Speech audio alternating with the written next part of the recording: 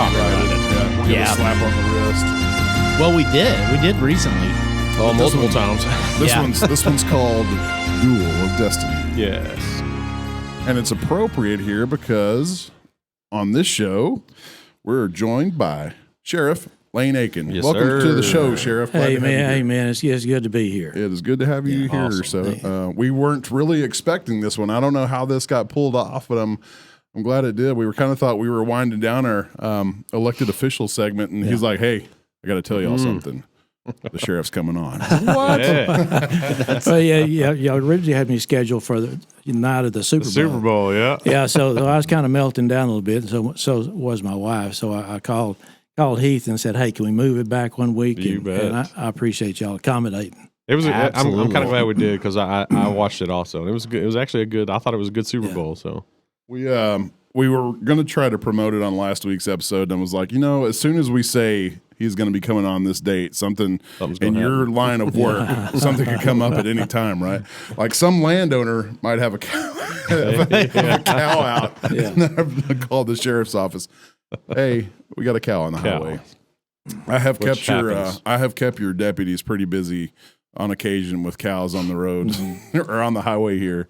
That's a chronic thing that we have faced on a regular basis. That's not a bad thing though, right? In a rural county, it's like a cat and tree, right? And you got a cow out on the road. I love it. I really do.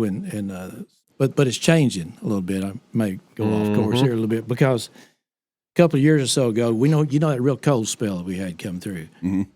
So I was sitting at my desk and there was ice and snow, and I got a phone call, and a woman's griping at us because we're not taking care of the cows. He said, there are cows out here in this pasture that don't have any jackets on them.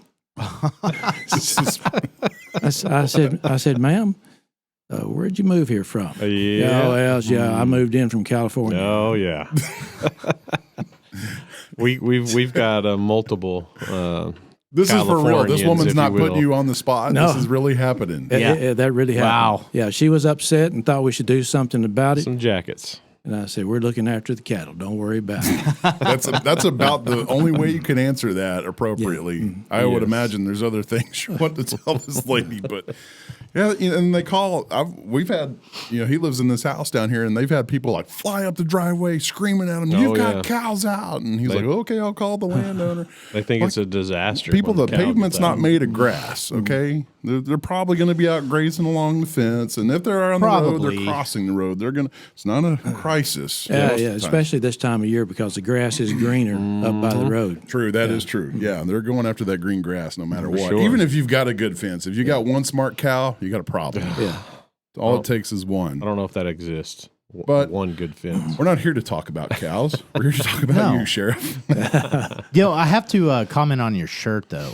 Oh, what shirt's that? The one you're wearing. Okay. Yeah. Has Joe Biden cured cancer? CuredCancer.com. Has he? I So don't that's know. That's an actual Has he- .com. Yes, that's Cured an actual cancer? .com. Go to the website. I bought the shirt. Okay. So you have to go to the website to learn. You're not going to spoil it. I'm not going to spoil it. Oh, I mean, nice. the answer is pretty freaking obvious. Oh, you think so? Yeah. Okay. I'm still pissed off about that. Because I was thinking the dude had. No. Oh, Well, there I just spoiled it. Yeah. But Got it out maybe of it. I'm wrong. Maybe you need to go to Okay. this website to find okay. out. Okay. I see. It redirects you end up to like the Blaze TV network and all that. So Oh, I gotcha. you're gonna find out. So it's a an answer gimmick. there. Yes. Oh, is Yeah. it? Yeah. Is- Well, okay. Or is a campaign promise of I'm going to cure cancer a gimmick? Oh, Which I one gotcha. is it? Okay. We're not doing that. Okay. We're not doing Go that. for it. We're not going down that rabbit hole. Okay. Politics. But we're here to talk about the sheriff in a non-political way. If that's possible. Well, let's back it up a little bit and talk about your humble beginnings, your early life experiences that it might have shaped your choices into a career path of law enforcement. Well, I grew up in Rockwall, Texas. The other side of the Metroplex. It was it was like a little farming community back then. The lake wasn't there, and it was a great place. I was like Beaver Cleaver. Okay. I was walking the streets. I knew everybody in every house, and it was just a great, idyllic childhood for me. My parents were great. Had a sister. Had an older brother, but my dad was a highway patrolman. and that's my first recollections of my dad are him in that uniform and that black and white parked out in front of the house. And so I just really got captivated. Of course, he'd have some of his buddies come over, the police officers, sheriff's deputies, and my dad, highway patrol, and other highway patrolmen. They were highway patrolmen then. They weren't troopers. Highway patrolmen. And I'd listen to those stories into the night, and I think they may have been drinking a little bit of whiskey from time to time. I'm not sure. My mom wasn't in favor of that, but that may have been what was going on. And I'd listen to those stories until I'd fall asleep, and I'd wake up the next morning thinking about those stories. And as I grew up, my mom didn't like it because she felt like my dad was in some level of danger, and she was always concerned about that. So she said, Lane, I don't, and she's a teacher, so she didn't want me to be a trooper, a highway patrolman. She said, find something else. She said, I want you to be either a dentist or an accountant. And I didn't really want to be either one of those things, but I tried to please my mom because she's I'm a fan of her. She was a great woman. So I wanted to abide by her wishes, and I went off to college, played football, and that's what I really went to college for, to play football, northeastern Oklahoma. But the whole time I'm there, going to college rather than just playing football, really all I wanted to do was play football. But I was studying as I could, and dentist was out, and I thought I kind of like numbers, so maybe be an accountant. And I kept looking at that stuff and trying to please my mom. And then my senior year of eligibility, I broke my jaw and I couldn't finish the season. And so I had an offer to go to DFW Airport, where they have this new DFW Airport. It was brand new. I mean, it was just out in the middle of nowhere back then. You can't imagine that. Yeah. So I drove in and spoke to the folks there at DFW Airport, the police department there. It was police department, fire department, and EMS. And I thought, I can't play football anymore, so I'm going to give up on my college. I'm going to go to work. And I went to work for DFW Airport, and that's when I really migrated toward the law enforcement stuff. It was an unusual situation. It was very confining. I didn't like that. I wanted spread out a little bit. And I still had that highway patrolman stuff in my head. And I tried to get it out, but I couldn't.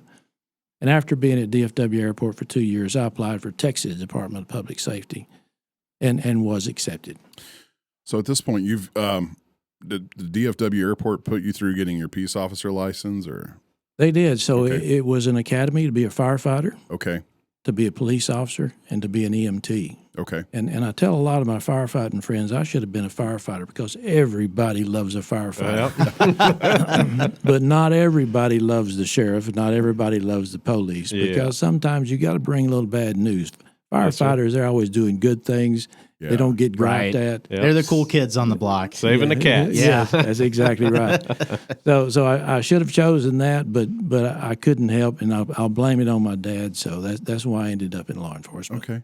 Well, That's I think you awesome. turned out a pretty damn good sheriff. So So far, yeah, so far so good. maybe you Yeah. made a few firemen question their life choices.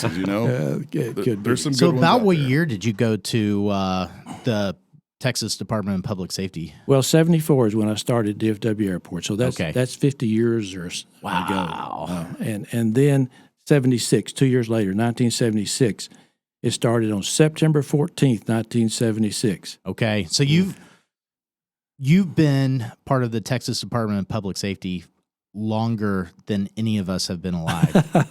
True statement. Well, thanks. I guess I needed a little of that whiskey after that. So maybe I'll stick with water for now. I really appreciate you bringing that up, Doc. And my math skills, those are math skills. But it's the same thing with the deputies and the investigators, the jailers, and the dispatchers. They start talking about something and talking about this elderly man, and I say, "How old is that elderly man?" And usually he's about 10 years younger than me. so I've kind of gotten used to that. You were born in 52, is that right? Okay. Yes, exactly. Okay. Yeah. We did a little bit. Yeah, of we did some homework. research. Yeah, you're in your prime. Yeah. You Well, bet. I feel good. I can still remember a few things. I haven't gone Joe Biden yet. Oh gosh. I can still walk without shuffling. We just came back from Loveland ski area, just west of Denver, and there were men there in their 80s still skiing. Oh, yeah. Yeah. We've got a place in New Mexico and a guy named I believe he's Royce Raven out of Bridgeport. Are you familiar with him? I've heard the name. I think he's probably 95 or 96 now. So in 2020, we were coming down the mountain and just got engaged to my wife. Mm-hmm. Okay. And I'm huffing and puffing, and we're coming down the mountain. Royce Raven arrives there at 93 years old, and he's like, nope, we're hiking up to the lake. Huh. That's Yeah. cool. Yeah. That's a tough hike. I think the Yeah. key is to just stay busy and keep moving. Right? Oh, yeah, absolutely. Mentally and physically. And we really worked that. But my wife and I both do. That's fantastic. Fantastic. Well, thanks for the ageism. Yeah. Yeah. Sure. So you went into the DPS. Yeah, I became a highway patrol trooper. Now they're yeah. troopers. So, you know, and they sent me to Commerce. So I've got thousands of stories from that academy. That was a beatdown. It was 21 weeks. And started on the 14th of September and ended January 21st of 77. And I've heard it is, and I've heard it is still. It was probably worse then, as far as being a beatdown. I bet it was because they didn't care about your feelings back in those days. Yeah. no, so we spent a lot of time fighting and, you know, self-defense and Yeah. stuff. Of course, the classes, they wake us up at 2:00 in the morning, go down and have a spelling test. And then you have to make up your bed. It was, you know, these guys, most of my instructors were Vietnam vets. It was very military-esque. Oh, yeah. Yeah. It really was. But it was enjoyable. I was glad when it was over. You know what happened, and the reason I was so dead set that I was not going to leave. We started with like 140. We finished with 100 in that class. But my dad said to me, he said, Lane, I don't think you're tough enough to do this. Because he had been through it, you know, and he knew when he threw that out there. Oh, it He was pushed worse it. when he went through it. Yeah. Oh, Yeah. it was much worse, according to him. But it was quite an experience. And so you'll have to forgive me because they go different ways. No, you're but, fine. So they give you a wish list when you get through the academy, and they say, where do you want to go, and what service do you want? Do you want driver's license and weight, MVI, or highway patrol? And I said, I want highway patrol, and I want to go to Commerce because I knew there was an opening in Commerce. and my wife and I wanted to finish our degrees, and there was a college there, ETSU, now it's Texas A&M Commerce. So I'm said, and if I can't go there, send me anywhere in highway patrol because I don't want to be a licensed and weight trooper. I don't want to be a DL trooper. I want to be highway patrol, only highway patrol. And so, like 2 weeks before we're to graduate, there's a stack of papers back there where the sergeants are sitting, you know, who are overseeing the mentors, so to speak. And so you can't help but want to coon finger through that stuff a little bit. And someone found a list of where we're all going, and it said Lane Akin is going to El Paso as a DL trooper. Wow. Oh. So I was just sick. They did not grant you your wish. No. Well, come to find out, it was a plant. They did that on purpose. You know, you get everybody upset. Yep. So that was the torture that we faced in that academy. But sure enough, I went to Commerce, and I didn't know at the time. So that 100 of us, and they had us in a reverse alphabetical order. And so I'm right at the back at the end. Well, Willie Adams is next to me, so I'm next to the last. Then there's Willie Adams. And they're going down the line. Everybody's going to driver's license. And the instructor is up there with towels. And if you want a crying towel, and they throw it at you. You know? And so it gets to Akin, and I'd shove my chair back thinking, oh, man, I'm going to driver's license. I know it, and I'm going to hate it.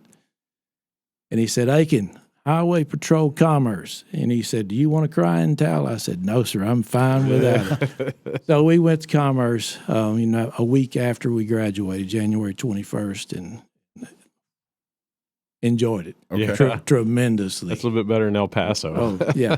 So how long were you a state trooper in Commerce? I was Highway Patrol trooper for 6 years. Okay. Hunt County. We lived in Delta County, but worked in Hunt County. Well, the work that they do in the boot camp, for lack of a better term, I guess, with the Texas State Highway Patrol, or now troopers, is successful. Like, even people from out of state look at the Texas state troopers as a model law enforcement official, right? Like New Mexico models their state troopers after Texas. I feel like it's very profound, I think. But 6 years in commerce. Yes. Okay. 6 years in commerce. Can I tell y'all a story? You bet. You can tell all the stories. I mean, you like. I of course, I try to kind of pare them down a little bit, but I was assigned a FTO, field training officer. They were break-in partners, what we called them back then. Johnny Waldrop.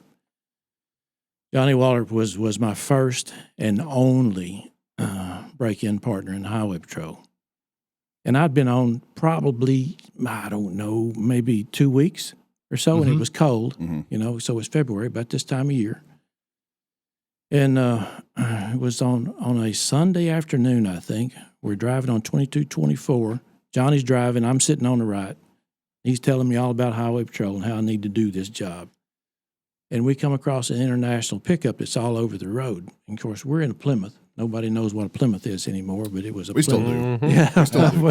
So we were in this Plymouth, and the international was all over the road. And so Johnny turns on the light. He's going to stop him because he's weaving everywhere. Well, he speeds up as far as he could with an international. Not very. Sure. Yeah, so Not he's fast. probably topped out at about 80 or so, and that Fury that we were driving probably would go 140. But he outweighed us by probably 2 tons or so. And so there was a guy in there, and he rolled down the window, and he's dumping pharmaceuticals when we're right behind him. It was a cloudy, dreary kind of day. And we're running down now farm to market road, and he's still dumping out pharmaceuticals. But he won't stop. He won't stop. And we're not going to be able to pit him off the road because he's so daggum heavy. So here I am, a brand new trooper, and I said, Johnny, pull up beside him. And so Johnny pulled up beside him, and I rolled down my window, and I leaned out with my revolver, my Smith & Wesson Model 27, and pretty much put it in his face. And the guy was bald, and he had red hair. He literally looked like Bozo the Clown. And so I shoved that pistol out there, and just, I wasn't going to shoot him. Right. Because this is not a situation where you're going to shoot somebody. I'm just trying to get him to stop because I don't know how else we're going to do it because we're the only people on the road. When he saw that, he nosed that thing down and just skidded over the railroad tracks that crossed there. And so we went past him, and now he's put it in reverse, and we were having a race going backwards. Seriously? Yeah. And so he loses it when he goes back over the railroad tracks, and he hits the railroad track sign just perfectly, dead center, and on the bumper in the back. And it lifted the drivetrain up off the tires up off the ground. So Johnny has turned the vehicle around, and now we're face to face. This guy, he can't go anywhere. And I know all about it because I just come out of the academy, and so I know that I'm supposed to switch it to the siren to PA and start giving all these directions. Show us your hands. We're with the Highway Patrol. Show us your hands. Drop your keys out. All those things I need to do. And I'm switching, I'm starting to talk, and I look up, and Johnny Waldrop is standing out the window, pulling him out the window into the bar ditch. I don't know how he did it. He was a big guy, and Johnny wasn't a big guy, but the guy driving Bozo was a big guy. So Johnny pulled him out on the ground, and he's cuffing him when I go running up there, because I thought I'm doing what we're supposed to do. And he had his knee in this guy's back, and he looked up at me and said, "We don't always do what Austin teaches us to do." It's not all by the book. Yeah. So I learned a lesson that day. 2 weeks in. Yes. And learning severe lessons. Yeah. Was that your first bona fide chase?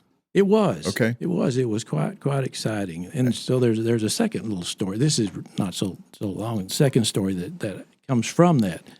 So we take him to the bad guy, Bozo. We take Bozo and what pharmaceuticals we could salvage. We took him to jail and put him in jail for possession of drugs as well as running from the police. When we get through, we come back outside, and that's when the jail was at the top of the courthouse. That was the thing back in the day, the jail was on top of the courthouse. So we go back out, and we get in that Plymouth, and Johnny's looking at me, and he said, partner, I thought you were going to shoot him. And I'm just there thinking, this is not something where you're going to pull a trigger on because it's not a cause to do that. Right. And I said, well, Johnny, Johnny, if you thought I was going to shoot him, why didn't you stop me? He said, I just want to see if you'd do it. So I learned. I probably learned more in those 2 weeks than I did in The whole academy. 21 weeks. Yeah. Academy. Well, I just learned that I didn't know that State Highway Patrol troopers back then used Plymouth Furies. Mm-hmm. How long did that era last? You know, my next highway patrol trooper car was a Ford. Okay. And probably, and that was about 78, I think, when I received that. Okay. And we went to some Dodges, and some of those Dodges I hated. Yeah. And then to Chevrolet. Okay. So Yeah. There was 3 iterations of the Plymouth Fury, I believe. It was a 440, as I recall. Okay. And man, it would run a hole in the wind. Oh, Yeah. man. The only reason I know, well, I've had an uncle and grandfathers that were car collectors and influential in that aspect. But I know what a Plymouth Fury is because of Stephen King. That's why. Yeah. Now you weren't driving. I think that was a '58, maybe. Yeah. Plymouth. These probably didn't resemble Christine at all. Yeah. I'm sure they were different. The later iterations, but Probably not red. probably not red and not haunted. Yeah. Those, you don't have to worry about shooting somebody from Christine. She's going to do the job for you. So I've heard you on a number of occasions draw the distinction between patrolman and trooper. What is it? Is it in name alone, or is there some finer distinction? Well, it's the whole thing because we don't differentiate the sexes because they were all men back then. Gotcha. And now there are women and men troopers, so it fits both. Mhm. Okay. The so at what point did that change come along? Because that seems like something that would have come along They're kind relatively recent. Sensitive about it now too. I was Really? I was witness to Yeah. this is just a few years ago in the tire store. A trooper had come in and the lady at the desk checked him out and sent him on with the bill, and she said, "Well, thank you for your service, officer." And he's like, "Ma'am, it's trooper." Oh, well, okay. I think that's kind of rude because officer fits everybody. It's the umbrella. So Adjective, I wouldn't want somebody to think. In fact, I refer to my guys. I do this little thing called while you're sleeping. I don't know if y'all Yeah, have I've seen it. So sometimes I don't want to use deputy. Sometimes I call them an officer, and it's fitting. Yeah. So, but the whole thing that your question, Doc, was when that started, probably in the '60s. I think. Okay. And my dad was in highway patrol from 49 to 57. That's wow. So 49, and then tell us about your dad. Like, what got him out of service? Well, I said, Mom. Okay. Mom. Okay. Two things. She didn't think he was making enough money, which he wasn't, and neither Yeah. was I when I was on highway patrol. But boy, they're getting paid well today, and good for them. They deserve it. You bet. But my mom didn't think he was paid enough, but she was more so concerned he's going to get shot and killed because it was pretty common back then that those guys have an accident, crash, and die, or they get run over. Yeah. They get shot. So she convinced him because now she had 2 children, me and my sister, and third, my older brother, who was an adopted brother. So she was really the impetus behind that. Gotcha. So it seems to me, I've always had this, I don't know, this notion. I don't know if it's correct or not, that municipal enforcement is relatively safe and controlled, but once you get out on the highways, between municipalities, that's where all the dirty stuff happens. No man's land. Yeah. Well, and of course, we've all got some difficulties that we faced. The local police, as well as sheriff's office and troopers who are out there, the state guys. But especially when you're talking about Wise County, 923 square miles, and so I don't know. That's mind-boggling. Bridgeport is maybe 8 or 10. Decatur's maybe 8 or 10 square miles. So it puts you in a little bit of a different environment. Mm-hmm. Yeah. Yeah, we're going to get to that, but I still want to continue on with your personal journey. What point did you make the change from a trooper to a Texas Ranger? Well, We want to talk about Okay, so prestige. we really switched. Well, Yeah. I want to get this out of the way Okay. before we move on to other. I like it. Before we get too derailed. This is important stuff to me. I agree. before we get to tough questions. Yeah. Yeah. So, I've truly enjoyed my 6 years as a highway patrol trooper. Mm-hmm. But I'll tell you, this goes back to Rockwall. My dad had been a highway patrolman, and one day my dad and I were sitting inside the Yellow Jacket Grill. I probably was 10, 11 years old, something like that, and the sheriff of Rockwall County came in, and the sun was coming up in the east, and through that screen door, when the sheriff came in, W.J. Price was his name, and he had another guy with him with a big hat and wearing a suit. And I said, man, who is that guy? Mm-hmm. And so I leaned over to my dad and I said, Dad, who's that with our sheriff? And he said, well, man, that's Charlie Moore. I said, yeah, well, who's Charlie Moore? And he said, well, he's the Texas Ranger for Rockwall in this area. And so what does the Texas Ranger do? So he told me a little bit about the Texas Rangers. I didn't know anything. I don't know that I've ever seen or heard of one. And so there he was, Charlie Moore. And he came over and spoke to me. He knew my dad and spoke to me. And I mean, I was just starstruck talking to this Texas Ranger. I didn't know what to say, what to do. I was just kind of, yes, sir, thank you, sir, that kind of stuff. Mm-hmm. So a few months later, I must have been a little bit older because I was in junior high, 12, 13 years old. So Charlie Moore came to our junior high assembly to talk to us about Texas Rangers and what's it like being a Texas Ranger. And I'm sitting on the front row because I want to hear this because I'm all about this deal. And Charlie Moore is walking back and forth, and I'm on the front row, and he's walking back and forth, and he's not wearing one pistol, he's wearing two. and they're both 1911s with the hammers back. And ivory grips with longhorns, gold longhorns. He's making a show of it. Oh, yeah. Okay. I think that's the only way that legally you can carry 1911s is with the hammers back, isn't it? Well, no, you can carry it just about any ways you want to. But the guys who are in law enforcement, they're going to carry it that way because they need to be able to use it when it needs to be. That's how What mine do they call is. that? Like condition 3 or something? Oh, I don't know. Yeah. That's how mine is right now, though. Yeah. It's Always got the hammered hammer back, right? with a round in the chamber. That's right. Yeah. Yeah. But you got to have it ready. So I'm sitting there and I pull my feet back because those pistols are going right over my toes, and I see the hammer back. Because as a kid, I was a hunter, and I was always out shooting something, BB gun or 22. Mm-hmm. That's the way Rockwall was back then. You can't imagine it now looking at Rockwall. Yeah, no, it's probably It's very much an extension of Dallas. Well, Yeah. that and it's sad because these days kids, which I have a young kid, they would never look at that gun and think it would never cross their minds.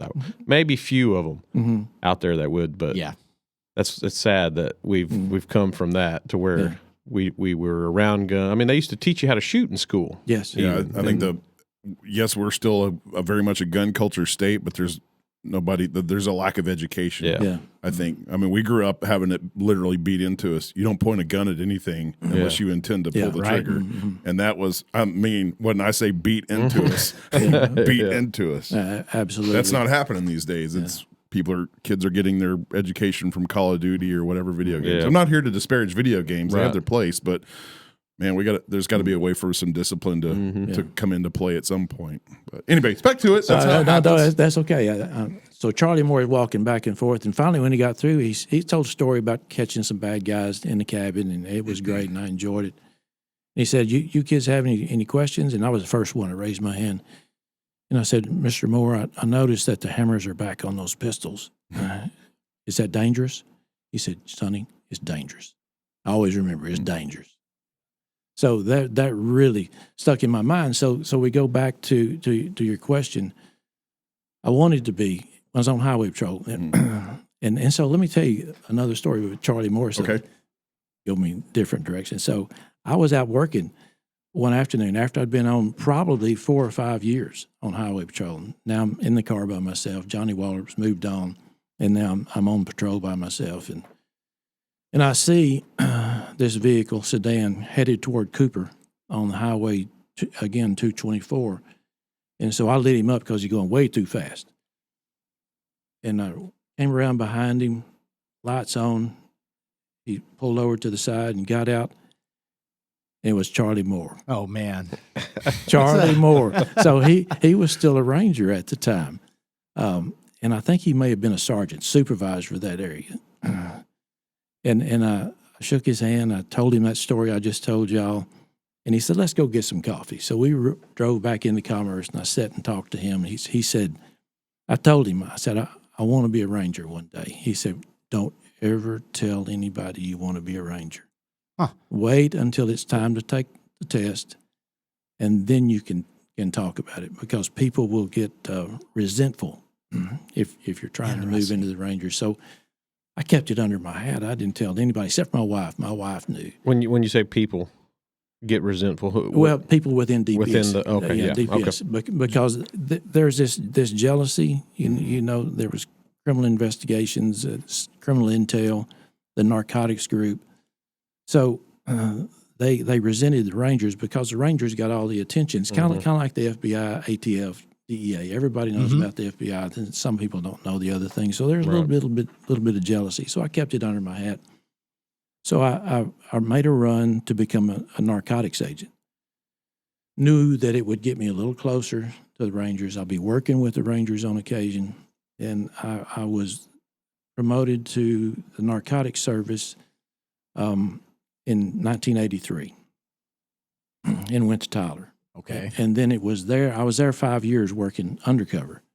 And that's when methamphetamine was really rolling, the manufacturing of methamphetamine in Texas. I didn't know it was that early. In East Texas, no doubt. In the early 80s. Oh, yeah. Wow, okay.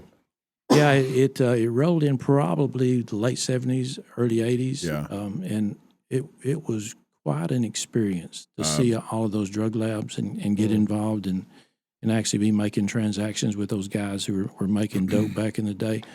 And then the federal government controlled phenylacetic acid. Yeah. And that shut it down until the Nazi method came in. Okay. So back to becoming a Ranger. It was always in my head. And really nobody but Kay and my mom and dad, they were still alive at the time. So they knew that I was looking at that. And so after about 5 years working undercover, I went in and told my lieutenant, Jim York, hey, I'm going to make a run at Ranger. And so I took the test and went to Austin. You know, if you did well enough, they'd take you, and then they'd do an interview board. So there were about 500 of us who took the test, and they took 40. Wow. And then the 40 were interviewed in a week's-long time. So I got interviewed on like a Wednesday or a Thursday. I can't remember exactly. So it's a difficult process. It's not just, hey, we like you and you've got the experience, you're on. No, there's It's like testing, less than 10%. credentialing, and far less than 10% make the grade. Yeah. Oh, okay. Then I'm guessing you have to already be in some sort of law enforcement before you can go to that? Well, at that time, you had to be 8 years in DPS. Oh, okay. But now it's 4 years in DPS. I think the young guys now who are Rangers may say it differently, but I think what it is right now, you got to have 4 years with DPS and then at least 4 years somewhere else. So it's still 8 years, but you can have 4 years somewhere else. Oh, okay. But for sure, you have to go through DPS to get that. Yes. And that's the law enforcement people who get into DPS and then subsequently get into Texas Ranger. I mean, you're looking at a narrow sliver of the pie at that point. So you were one of the 40 selected. Yes. Okay. Well, it was just the test. So you had to score in the top 40. Okay. All right. So it wasn't written test? Yeah. It was, yes, a written test that we took in our home region, and then if we did well enough, they called us to Austin. Okay. So, I was so serious about it that I made a bunch of cassette tapes on all the test questions that I could think of. And I put these little jokes in there every now and then, thinking that was a good idea. I'm going to enjoy this so much. But after I'd listened to them 50 times, I said, dang, Lane, why'd you do that? What a waste of time. Do you still have said cassettes? I suspect I do. So. Really? That'd be neat to get back out one day. So at what point did you learn you were in not trooper school? Ranger school. Oh, is there a school? Or is it just a job?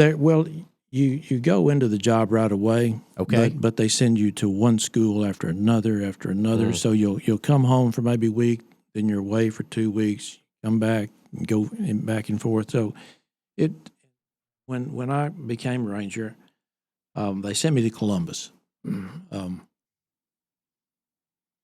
I was headed north on Highway 69 out of Tyler that Friday after I'd tested and after I'd been interviewed. And the radio came on and said, Lane, you need to call Austin and talk to Maurice Cook. Came through a back channel, that we had on the undercover lines, the narcotics channels. So I stopped at Kid Jones there in Mineola. It's cold. Well, it was cold.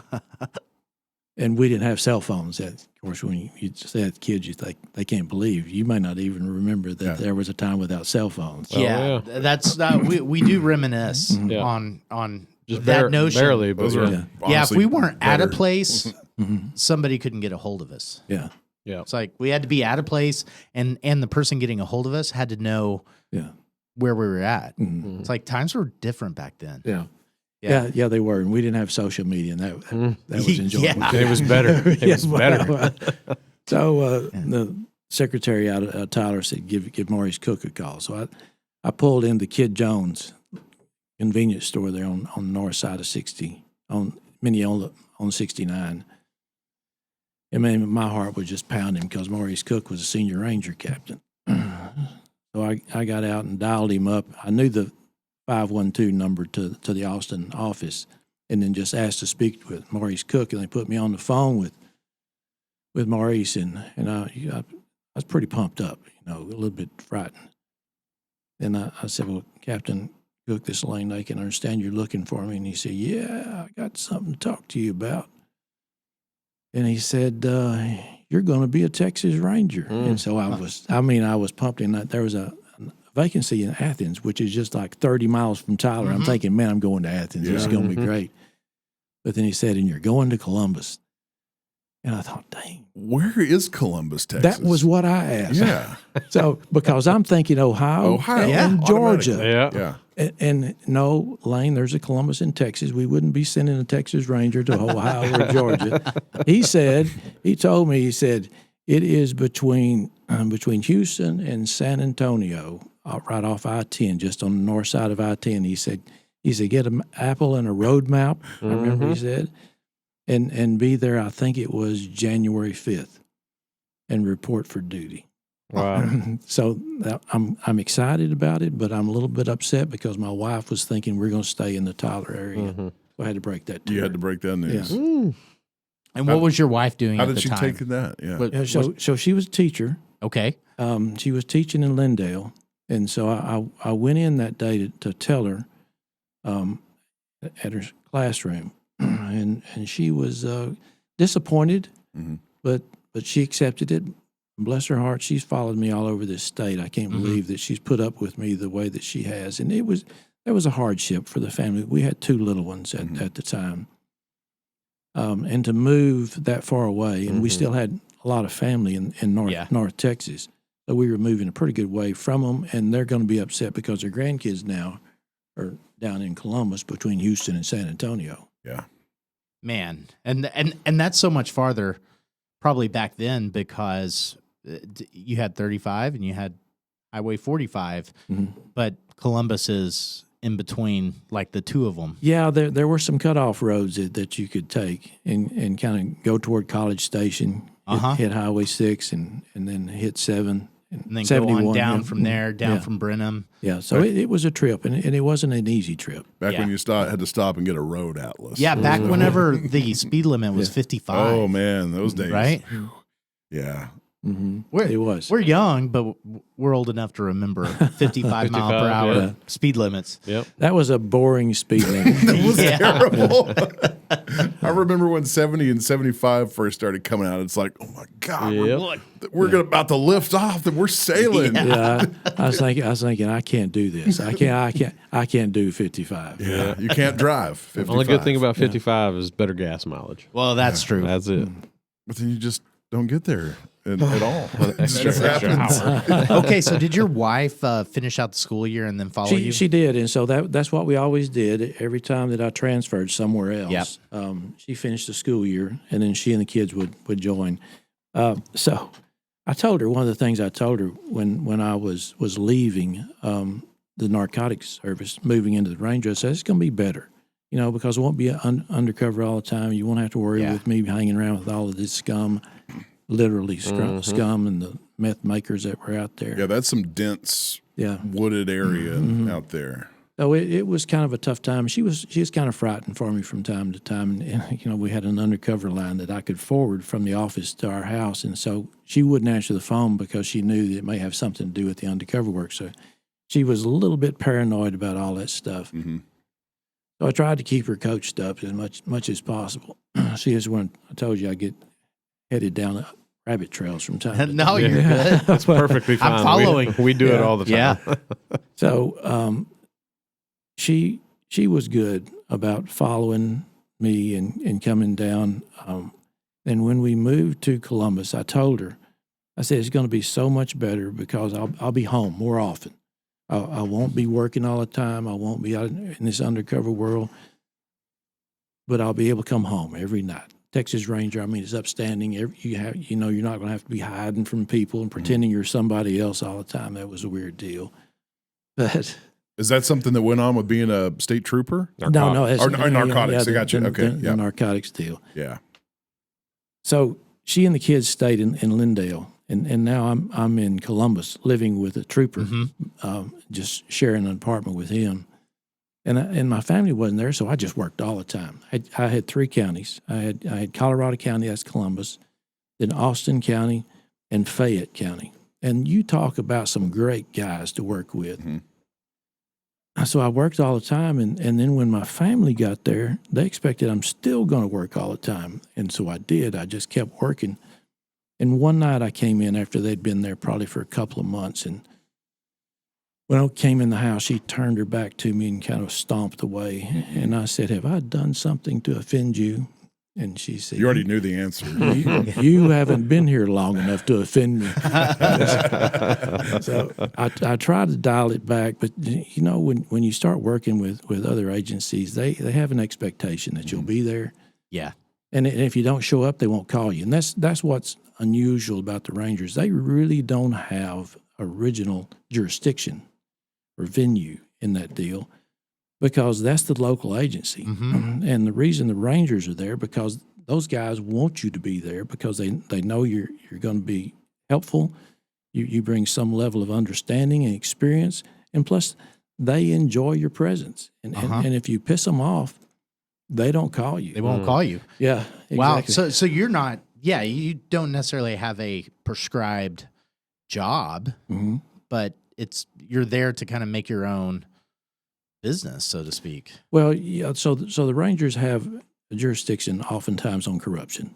Okay. Officer-involved shootings, deaths in the jail. So we've got to have them, that neutral agency.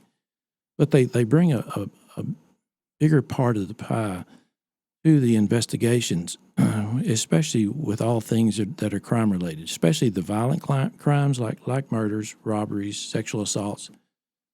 So they're very helpful, and it's not only the Ranger themselves, but they bring all of the stuff that the state of Texas can send as well. Gotcha. From a resource standpoint. The crime labs, access to some systems through the analytics that they use, and they're very good at it, as well as aircraft. Huh. Yeah. That's that, and so we have a Ranger. Yes. Now. We have that? We just lost one, Job Espinoza. He transferred back home. Good kid, man. He's doing a good job. Everybody loved him. He's a hard worker, and he was very knowledgeable. So he helped us on a lot of our cases. So now we actually have two Rangers stationed here in Decatur, and they're both brand new, and they seem like great guys. Ronnie, I can't remember Ronnie's last name right now. He's brand new. And then Patrick Garcia. He was a trooper here. Oh, yeah. Yeah, so Patrick is back as a Ranger. I think I might have been pulled over by Garcia. That name sounds familiar. Wasn't driving 55. Hey, I'm still mad at Patrick. Did you get pulled over too? No. He pulled over a person who was running for president by the name of Kokesh back in the day. Okay.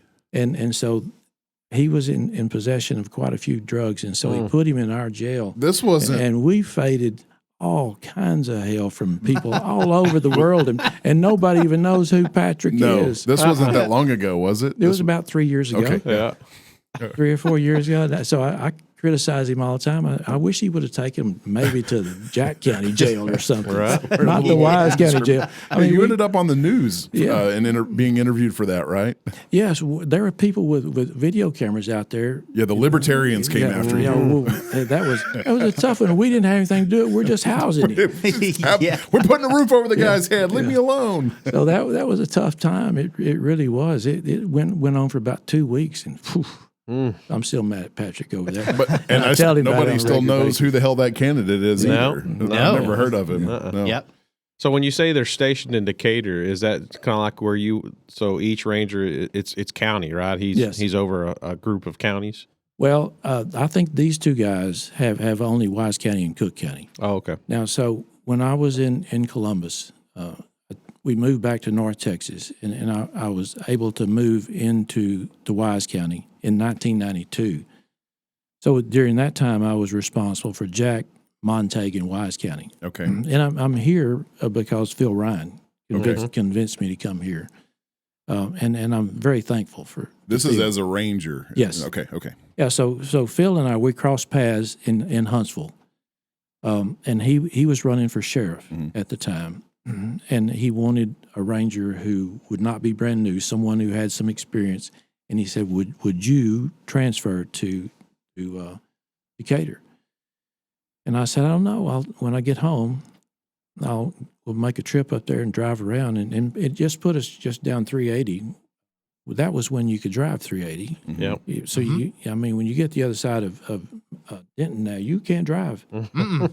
No, you cannot. Did you know that there are 50 stoplights between Highway, I guess 35 and 75? I would have not guessed that. 50, I knew there's a lot. But 50 traffic stop, lights. Go, Yeah. Stop. Go. So we still had family in Collin County, and it worked out very well for us and the kids, and we really enjoyed it here, and still here now. And so it's 92, and I was kind of thinking, just being here since 92, I wouldn't have a chance to be elected sheriff because I'm an outsider. but they forgave me of that and elected me. I'm thankful for that. Was Wise County in that was meth prolific then, or was it just starting to kind of trickle into this area at that point? They actually controlled. I'm not sure exactly when it was controlled, the phenylcetic acid, because they were manufacturing 15, 20, 30 pounds at a time, methamphetamine. That was a big deal, That's a huge big deal, haul, because you're talking about thousands upon thousands, if not millions of dollars for what they were cooking. Wow. So they controlled that, and I think it was controlled probably just about the time I became a ranger. They controlled it. Okay. But then they found out about the ephedrine that they could use. It's not. Is it ephedrine? I think. Yeah. Ephedra. Sudafed. Sudafed. Yep. Yeah. Thank you very much. Pseudoephedrine. Yes. Yeah. So now, if you want pseudoephedrine, you got to go get it from behind the counter, It's and you locked got to up. show a driver's Yep. license. Mm-hmm. So they've controlled that again. So that means that all the methamphetamine went away. The manufacturing went away Yep. from Texas and the United States, but it became a bigger problem because it's being manufactured in Mexico. So rather than 20, 30 pounds, they're making hundreds and thousands of pounds at the same time. So when I was working undercover, a gram of methamphetamine was about $100. That's a sweet and low package. Okay. Now it's $25 or $30 a gram. So it's gone down, and it's more potent too, because the dopers of our time, when I was working undercover, they would water it down with Superior B or any number of powder things just to make it like it looks like methamphetamine, but a lot of it's not methamphetamine. So they're making a bunch of money. So now it's 97% methamphetamine that these people are getting a hold of. Wow. Man. I've that's- never seen that stuff in person. I've probably been around it because some of the friends I used to hang out with ended up going that way and wrecking their lives. But I've never seen it. The only experience I have with visualization of it is Breaking Bad. The Yeah, blue. well, that's surprisingly correct. Is it? Yeah. So it does come in a blue tint. Yes, on occasion. It kind of depends on the chemicals and the way it works out. Huh. There's a real Man, Walter that's White wild. out there somewhere. and if even though this is an illegal product, it follows like normal business dynamics in that you move something out of the country to cheaper labor, to laxer regulatory atmosphere, and it doesn't matter whether it's the socks you're wearing, that you're buying from China, or the meth that you're getting from Mexico, right? But There's still that's structure wild. associated with, like professional structure associated with its distribution. As professional as cartels can be. Yeah. Hazardly. Yeah. That's and that's scary too. Like the what's the word? Legitimacy? Yep. Legitimation of Is that a real cartels? word? I don't know. I think you might have just made that one up. Okay, let's go. Let's go. Yeah, let's For go the sake for of the show, it's a real it's word. like the cartel becoming legitimate as business interest, as it integrates also with like the Mexican government and not just Mexico, but Well, now they are in legitimate business. I think they're in the avocado business, and they've used their money to be in legitimate legal business, which is kind of frightening. But I'm not here to piss off the cartel. I know there's a rabbit hole. We just went down a rabbit hole. Yeah, I'm not here to piss off the cartel. No, but that's interesting. I feel like there's some big events that we could probably talk about during your time with being a Texas Ranger. The Waco siege. Yes. You were involved with that. I was. Is this when you were in Decatur? Or? I was stationed Okay. here in Decatur, and actually I had a car phone at the time. Okay. I didn't have a cell phone, but I carried in my pocket. But I had a car phone. It was the early Now we're 90s. talking This about is- a phone that still had a wire that plugged into the Was it car. the bag? Yeah, the bag it phone? was. Yeah, Yeah. Yep.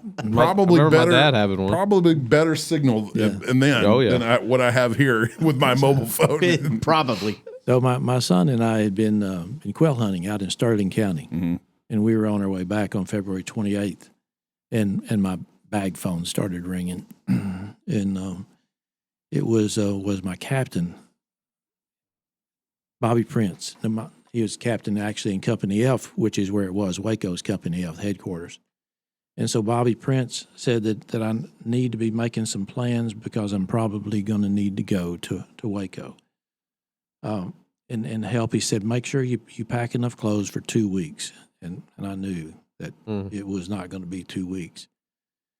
So I got home, and then I ended up talking to Captain Prince another time, and we were ordered to be down there on March 2nd. And so we did. And the reason that they wanted the Rangers there is the AUSA, Assistant U.S. Attorney, there in Waco, wanted a neutral entity to investigating the death of those 4 ATF agents, which at that moment, that was the largest loss of law enforcement at one time. So we were down there and started with a briefing with ATF. And it was just unbelievable. It's kind of hard to talk about because I get pissed off. Bring back some okay. memories, yeah. Yeah. Okay. It because there were some things that happened there, not from the actions of what the ATF agents did. They were doing their job. They really were. They were ambushed, but they knew. ATF knew that the Branch Davidians knew they were coming, and they shouldn't have done it. But they wanted to rush it up. And so the bosses decided this is what we're going to do. We're going to go anyway, and hopefully everything's all right. But you've lost the surprise. Right. And so they went about the business of arming themselves and getting ready to take it out. And oddly enough, the guy who was driving that red and white Ford pickup was a friend of mine, ATF agent, still is. I just talked to him on the phone just a couple of days or so ago, and he had come back from quail hunting. And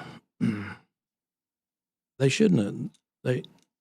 Looking back on it, it's not so much that they went when they shouldn't have gone. It's more so that when we got there and we had that briefing, there were 2 leaders of the ATF who lied to us. And that's what's led to the recent documentaries that have come out with an opposing point of view, I guess, as those lies have come to surface. No, it's this. I think I haven't seen that documentary, and I try not to watch too much of that stuff. But it was real evidence. And the real evidence is that those ATF agents were doing their job. Yeah. And unfortunately, 4 of them were killed. Then there was a cover-up. They were just covering up the fact that they didn't want the world to know that they knew that they'd been tipped off. And I know how they were tipped off. We all know, those of us who were there, because there was a postman who ran into a media guy. And the media guy asked the postman, "Where is the Branch Davidian compound?" And he asked him, "Why you asking that?" Because the ATF is going to have a raid there. And so it just so happened that the guy who was the postman was also a member of the compound. So he ran back and told them. And so they started pulling out their long guns. And, I mean, we're talking about 50 cal. Yeah. Yeah, these people were armed. Yeah. So it was a big deal. See, y'all got me all riled up. I'll try to stay. I can't believe that whole calm. situation still remains somewhat relevant, and even in today's culture, like it continues to get brought up. Yep. Sure. But Do you think It that was a big deal. How do you think that influenced law enforcement activities since then? Going on forward. Yeah. Well, it's influenced me a lot. Okay. And I think it has a hand in how that we have run the sheriff's office. If y'all ever come in my office, you'll see a flag that's in a frame behind an old desk, and that came from the Branch Davidian compound. I signed it that night. We took it down after the fire, April 19th, the night of the April 19th. So the flag was left by the FBI. They took their armored vehicles because there was a flag, and they took that off, and then they lashed it to the compound's bus that was there. So I cut it down, signed it, and so my partner, Ranger partner, with Johnny Waldrop, was the same guy who was my break-in partner in Highway Patrol. So I folded it up and put it in the office, and then put it in the trunk of my car, and then I framed it and I hang it in my office, because I look at that every day. We all look at that every day, and we're going to do law enforcement the right way because there were some mistakes. So the common theme, maybe I should say, the common theme that I hear from those documentaries when somebody asks me about it is that the FBI actually started the fire, and that it was the FBI who killed all of those people. Somewhere around 88, and I think about 19 of them were children. So the real story on that is that the Branch Davidians started that fire, and Koresh, David Koresh, which is a made up name, he's just a goof off kid from Brownsboro That ended Texas. up with a little bit of power Yep. by suggestion. And so he was good at speaking, and so he had all these people believing that Armageddon was upon him. And he kept talking about Armageddon. And when it didn't come, he created it. So there's absolutely no doubt. I've seen the evidence. I know the evidence. I've heard the evidence. I picked up the evidence. That was started on the inside by the Branch Davidians at the direction of Koresh. And there were they call it T3. So they're listening devices inside. So we heard that conversation. They started it, but most of those documentaries talk about the FBI when they rammed those those The tanks vehicles through in the there, wall. and sending in the gas. They blamed the FBI, but and if I could, if I could knock the FBI down, I'd be glad to, because I get mad at them all the time. Sure. But I get over it, and I really enjoy working with them because they bring a lot of stuff to the game. Sure. And we in law enforcement have really got to look at every avenue to make sure we get crime solved. So, but the FBI had nothing to do with starting that fire. So that's not too difficult to believe. Like even the alternative versions these documentaries are presenting, the underlying theme is whatever his real name was, David Koresh is a psychopath So why wouldn't that happen on his watch? Why wouldn't he be above that? He's not. So yeah, but what I'm it's just also spelled hearing out. is it's not a black and white situation, and it could have been avoided with some artful handling, by the ATF, or that there's a lot of lessons to be learned from that, and that's and it was a dynamic, complex, horrible situation. Well, it was, and I think there were a little bit of politics involved. Yeah, Sure. And I put the blame on those two supervisors who ran that briefing that we had that day, because as I understand from the ATF agents, that they had a little bad press over maybe some recruiting practices, and they were looking for something to bring them up in the world. So they decided, because they had trained, and they were ready to go. They put in a lot of time, and then right at the last minute, they find out that it's been snitched off, and they knew they were coming, and they still continued on with the raid. And they went on because they put all this time into the training, as well as they're trying to lift their image in society. So how much of your life did that subsume, as far as the time from March until, because that lasted? That was a good so long raid. I was there March 2nd, which oddly enough is Texas Independence Day. Huh. I was there on March 2nd through probably June 15th. Okay, wow. That's and then That's a stressful period. I mean, That was a little longer than 2 weeks. As well. Wise County was ready to get their ranger back. Yeah. Yeah, and Lane was ready to get back to Wise County. I missed Wise County so badly. I imagine your wife was. Is that probably the longest you'd been away from home at one stretch? It was, and we were in the process of building a house on the north side of Decatur, and I spent a lot of time on my car phone, talking to her in the nighttime. I was probably gone. It was 10 months when I was with George W. Bush. Okay, but I would come home every now and then. And I wasn't away on just a steady basis. But with George Bush, is like I'd be gone for maybe 2 weeks, then I'd be home for a couple of days, then I'd be gone again. Okay. So what was that? Yeah, let's fast forward to this. I mean, we're going from Clinton era now to so George W. Bush. President George W. Bush. Yeah, not H. Bush. The first. Yeah, so he was No, the second one, right? Was it the second? Yeah, Okay. George W. Okay. Yeah, so he was governor at the time, and they selected a few folks knowing that he was going to run for president. They selected a few folks to go and help in the security and just the movement. So they sent us to a little mini Secret Service kind of training that was enjoyable, and then sent us out on the campaign trail. And I was apolitical.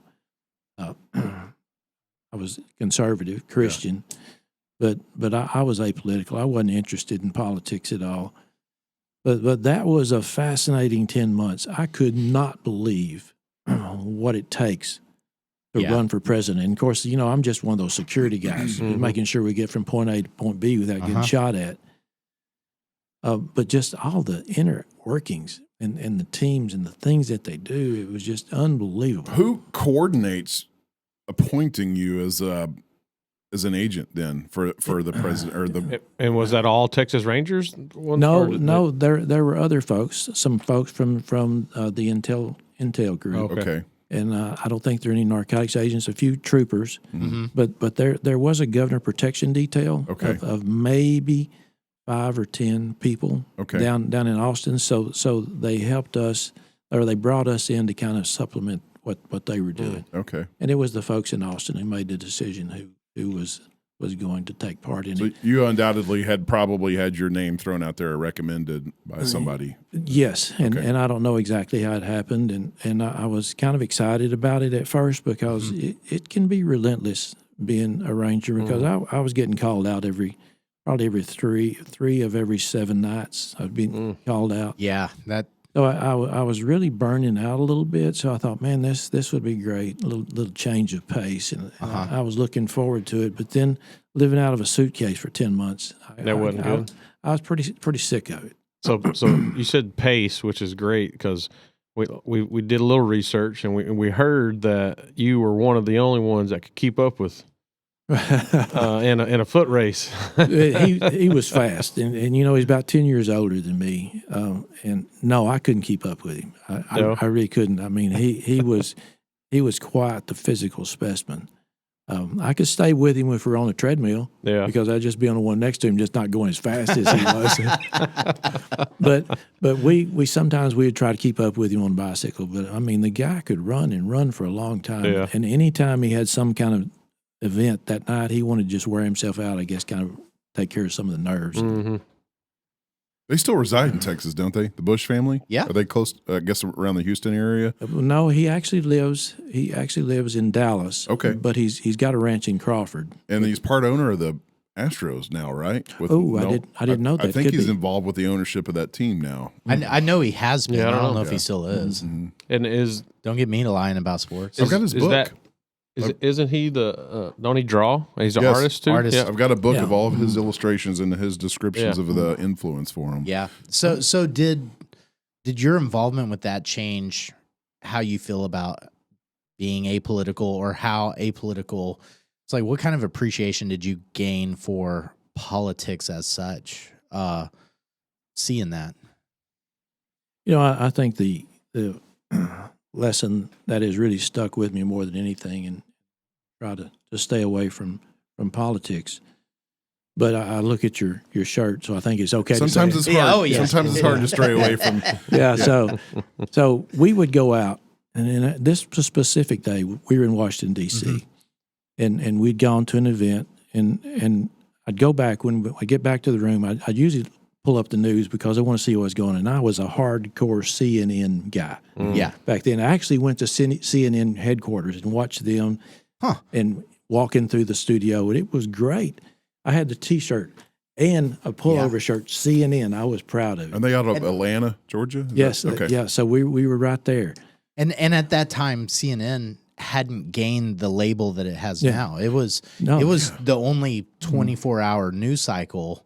Could you imagine looking in that era, looking at what we thought was partisan crazy politics, looking 20 years ahead, going, "Oh my God, Yeah.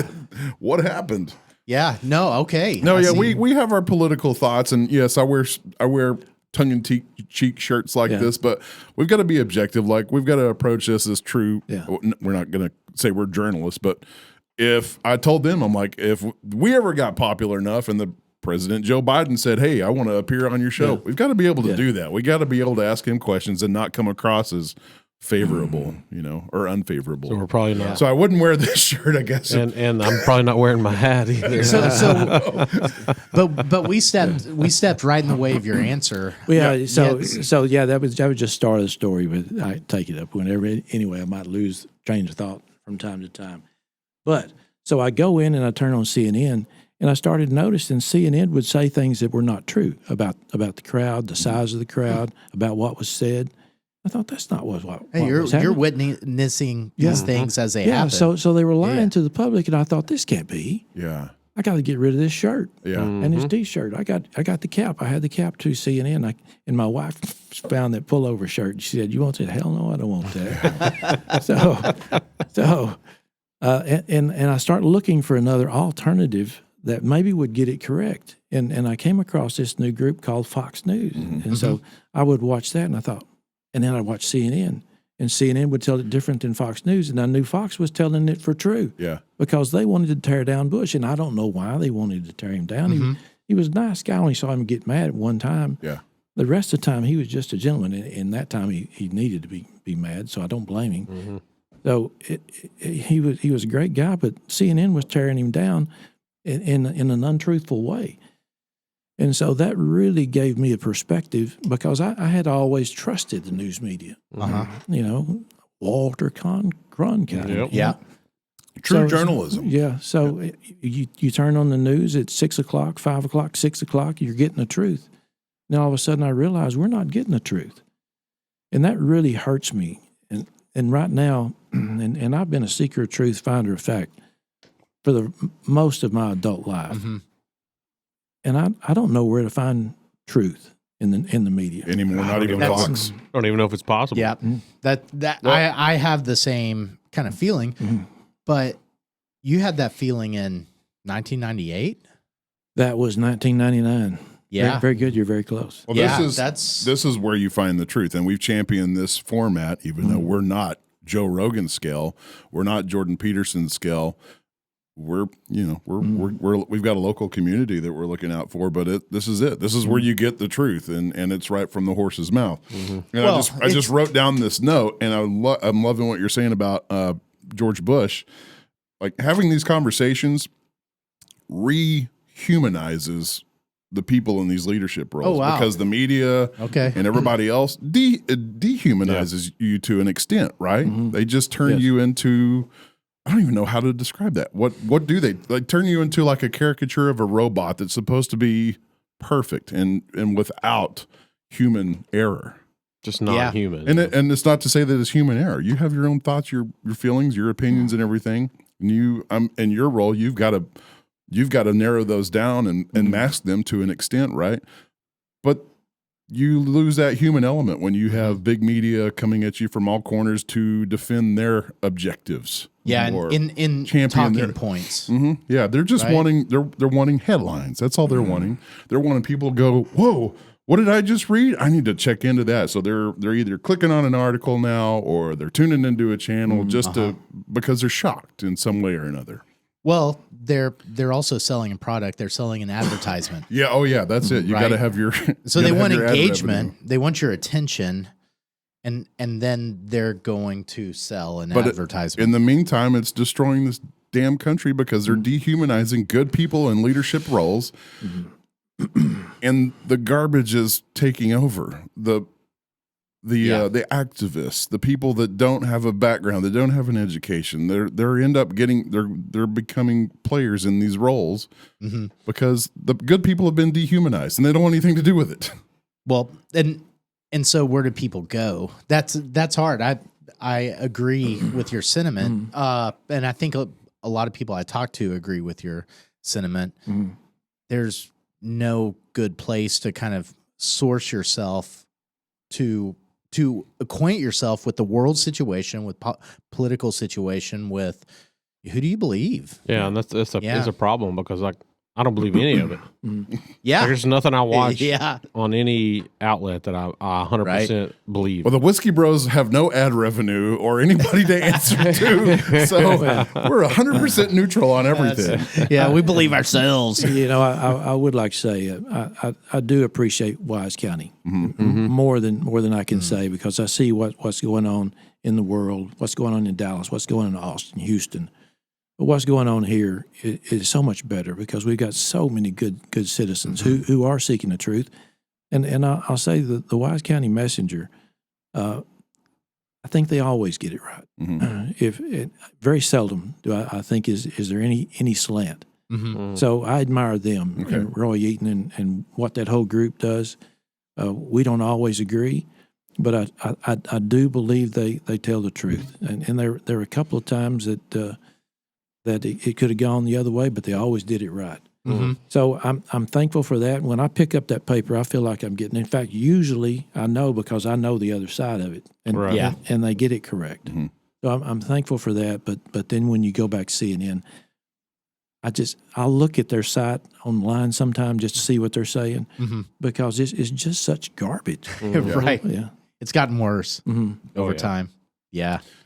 So how long did the George Bush thing last again? It was 10 months. 10 months, okay. So started in 99, and as I recall, it was probably May in 99, and then it went to March, about middle of March 2000, and so I was with his wife. What a wonderful woman, and so I was with her. I had a detail, and we were doing some things around Denver and we put her on a plane. She was headed back. So I went to the Denver International Airport to get on, and I had a cell phone at the time. It was kind of clunky, but I did have a cell phone. So the evolution of So we're getting into Pull the antenna Nokia. out, flip Yeah. open the. iPad or iPod hadn't even come out at the time, so we're in Nokia Motorola days. Was it the big brick phone with the big plastic antenna?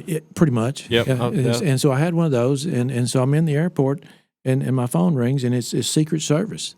They say, hey, we see that he is the presumptive leader, and we suspect he's going to be the next nominee for the Republican Party. Therefore, Secret Service is taking over.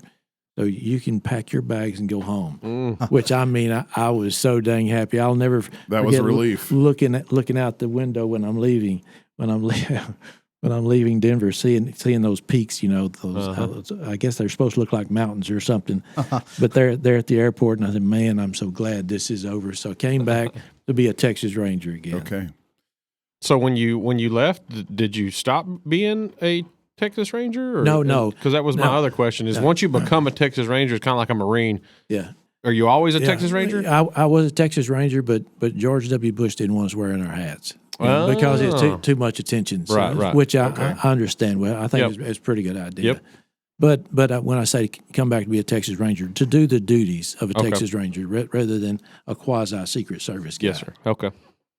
So after that, what was the next step after becoming a Ranger? Back to Texas Ranger? Yeah. Yep. So I stayed here for 10 years, and I don't know for sure, but I think I might be. I don't know. I haven't checked for sure, but I might be the longest serving Ranger in this county. Okay. Oh.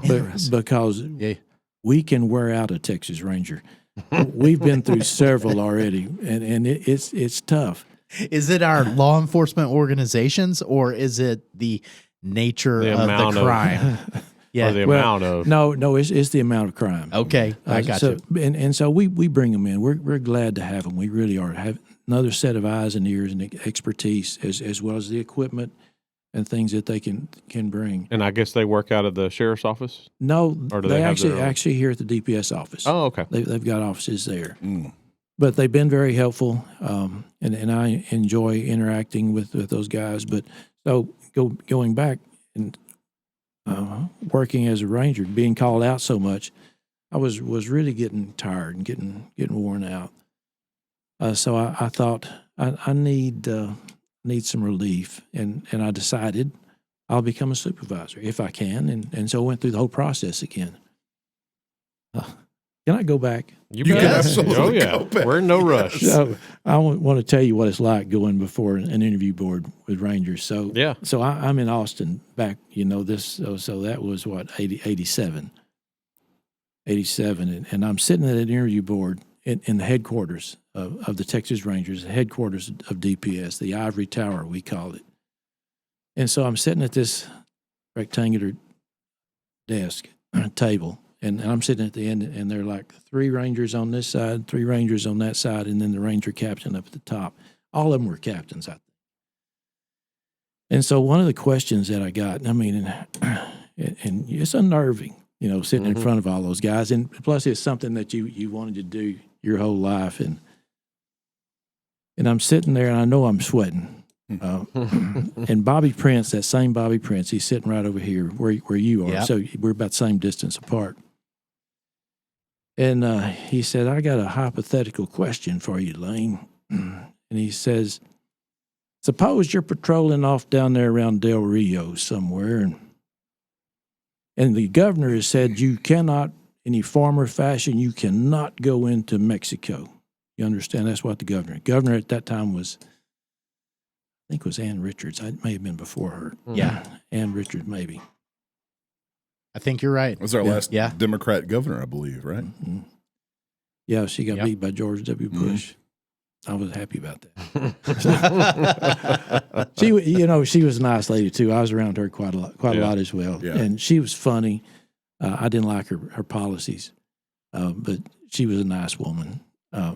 So he says the governor is not allowing us to go into Mexico. Okay, Captain, I understand. Okay, so you're out there patrolling, which Rangers don't really patrol, but doing something down there. And he said, and you see a vehicle, and you know inside that vehicle is a kidnapped child, a little girl. And they're headed toward the International Bridge. What are you going to do, Lane? I said, well, Captain, I'm going to stop that car best I can, as quickly as I can, and try to get that child to safety. He said, well, you can't get it stopped. And I said, well, I'm going to call the bridge and tell them to shut it down, and we're not going to let it go into Mexico. And so everything I threw out there, he said, nope, it's headed to Mexico. Nothing you can do. You can't stop it. What are you going to do? I said, well, I've done everything I can. It's going into Mexico. He said, yep, what are you going to do, boy? And I said, well, Captain, I'm going to Mexico. And all hell broke loose in there. And he said, you're going to start an international incident. What are you talking about going to Mexico? It might have been a few cuss words thrown around a bit. And I said, yes, sir, I'm going to Mexico. As far as I know, Captain, that little girl could be my partner's little girl. That could have been a neighbor's little girl. Could have been my little girl. I'm going to Mexico. I don't care. I'm going to Mexico. And he's just chastising me, and I'm thinking, what in the hell have I done? I'm thinking I need to let up on this deal. I need to say, I'm sorry, I made a mistake, Captain, but I stuck with my gun, and I said, no, I'm going to Mexico. And finally, he leaned back and said, that's just exactly what I hoped you would say. So they were pressuring you to make sure you held. They were pigeonholing you. Yeah. Well, they wanted to know you held with your convictions. So that goes back to I was kind of worn out a little bit, and I was ready for something different because I'd been in the Rangers for a total of 13 years, 10 years here, which was absolutely great. I loved all the agencies I worked with and the prosecutors, and except for Barry Green. He always leaves a nice little thing about you at the end of his blog. And I'm always nice to him, and I'll be nice to him right now. I mean, even when I see him, I greet him, but he and I didn't always see eye to eye. He shouldn't have been a prosecutor, right? But that's all. Neither here nor there. Okay. Yeah. So okay. I'm sure Barry is a good defense attorney. A lot of people hire him, and I'm glad, and I wish him well. I really do. But at any rate, so I decided to try to become a lieutenant, and I did. They promoted me and sent me to San Antonio, which was absolutely wonderful for my wife and I, because now our children are grown, they're in college, and we kind of have the empty nest thing going. So we go to San Antonio, and I was lieutenant over Company D for about a year and a half, and then I came back to the Company B because we still had Company B was out of the Garland office, so we had the northeast corner of Texas. And in 2003. I was over 50, and so 30 years, and 27 hard years, but 30 years for retirement. And my phone rang, and I got an opportunity that I never thought that I would get. And it was tough, because I love the Rangers. I love DPS. It's still to this day. I do. It was a great job, great organization. Sometimes there were politics that played in there that I resented, and when I resented it, I told folks, and we worked things out. Yeah. So I was thinking about that and thinking about it. I actually lost weight trying to make the decision whether or not to retire. Because it's just like when I was a kid. I wanted to be a Ranger. Now I'm a Ranger, and now I have an opportunity to do something else and make it a lot better for my family because I can take my retirement and I can draw a salary elsewhere in the corporate world, which I wasn't thinking that was coming my way. I wasn't looking to do that. But when you're a Ranger lieutenant, the only reason to be a Ranger lieutenant is to be a Ranger captain. And so I was the assistant to the captain there. And so I did a poll of all the captains in the state. I dialed them all up, talked to them. And it was going to be 6 years before there would be another vacancy for captain. And so what they were doing, they were sending the next captains to Austin to be kind of a staff captain, and I didn't want to live in Austin.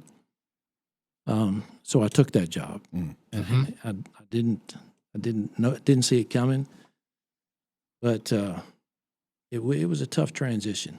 It really was, and I was sad for quite some time.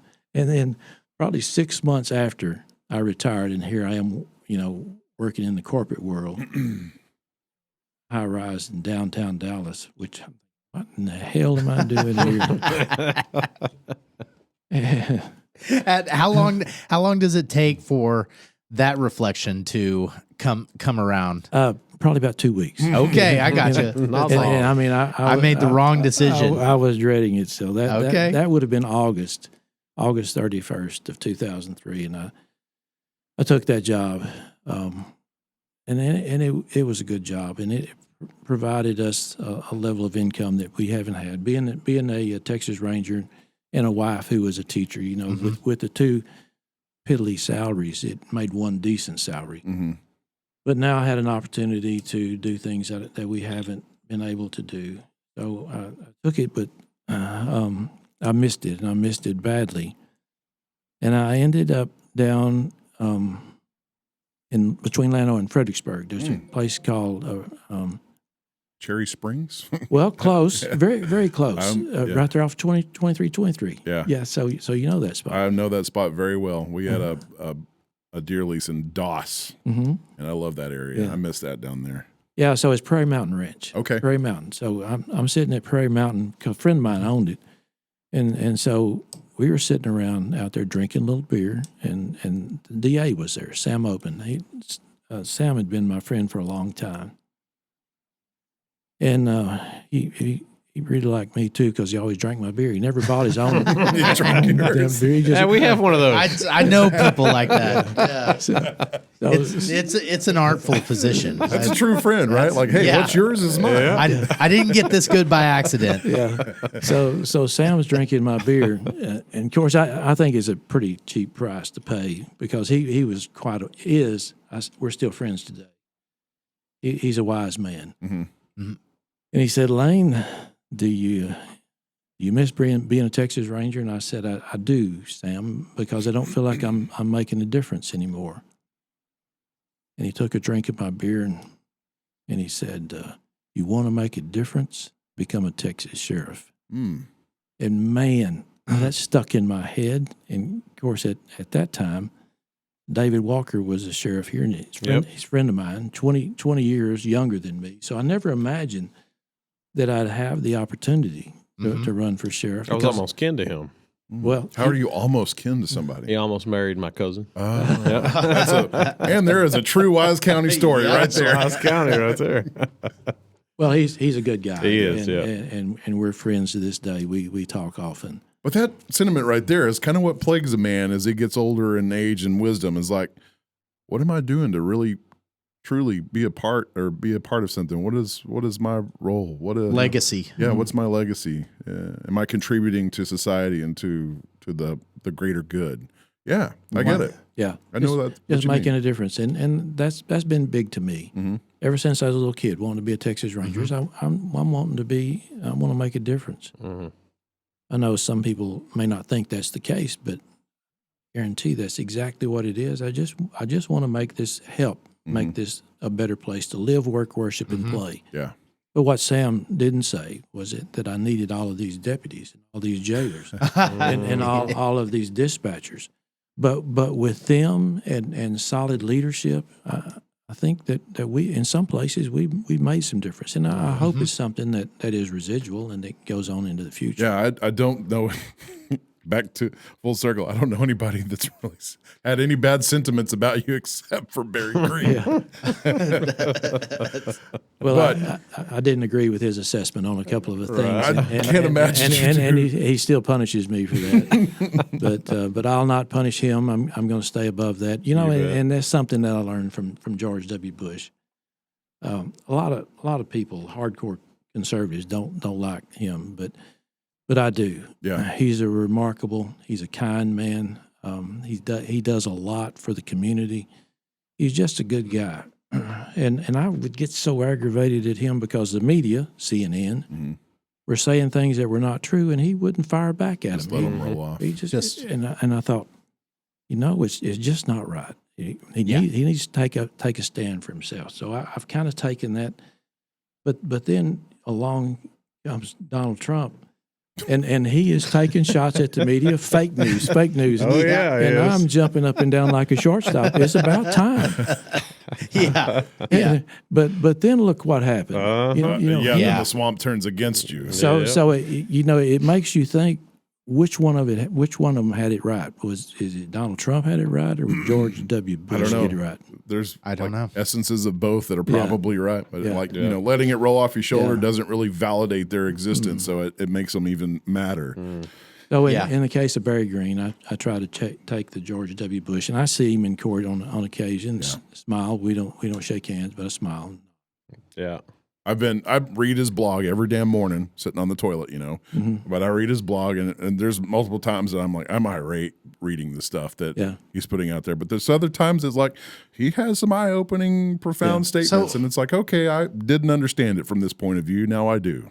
So I don't read this blog, but sitting here listening to you God, guys now we talk have to. about this, I'm conflicted as to whether I want to or Now not. we have to plug his blog, don't we? No, we don't. If you're a listener to the show, you probably already know it. So I need to check All right. this out. Well, we're here. We're at that juncture. Okay. You are now elected county sheriff. But before we do that, I'm trying to have a conversation with you, but there's this glaring bag with pretty white paper in it that we really Okay. you brought to us as a gift. Can we you open it? You're on camera closer. over there.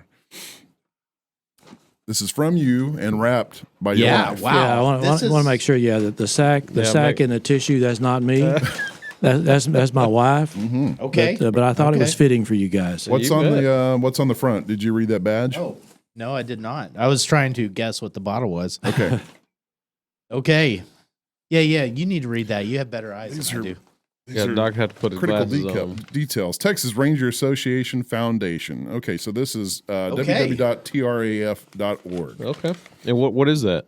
It is the Rangers Association down in Waco that support Rangers in general, as well as scholarships for kids. Well, okay. Texas Ranger whiskey. Hey, that's Sure. perfect. Yeah. So I thought it would be fitting for since you guys are the Whiskey Brothers, and I'm a former Texas Ranger. Yes, so. it is very good. Yeah, I think we're going to That's cherish awesome. that one. Let me pass it over here. Let me read a little detail about Yeah, we it. might There you put it go. in here, up here with the markers. We've kind of got a theme going on. Yeah, we've got the markers thing honoring veterans, and then I just got this 10th Mountain Division bottle in Ski Cooper, Colorado. They created this ski area for this 10th Mountain Division before they went to fight in World War II. This is where they trained. I know that group. Do you really? Yeah, Okay. yeah, it's impressive. Awesome. Carefully crafted. Okay. Enticing hints of vanilla, caramel, toasted nuts. This incredibly light, smooth Texas blend is truly legendary. So I'm looking for, it's a 80 proofer, and that is, it's a Rebecca Creek product. Okay. Oh.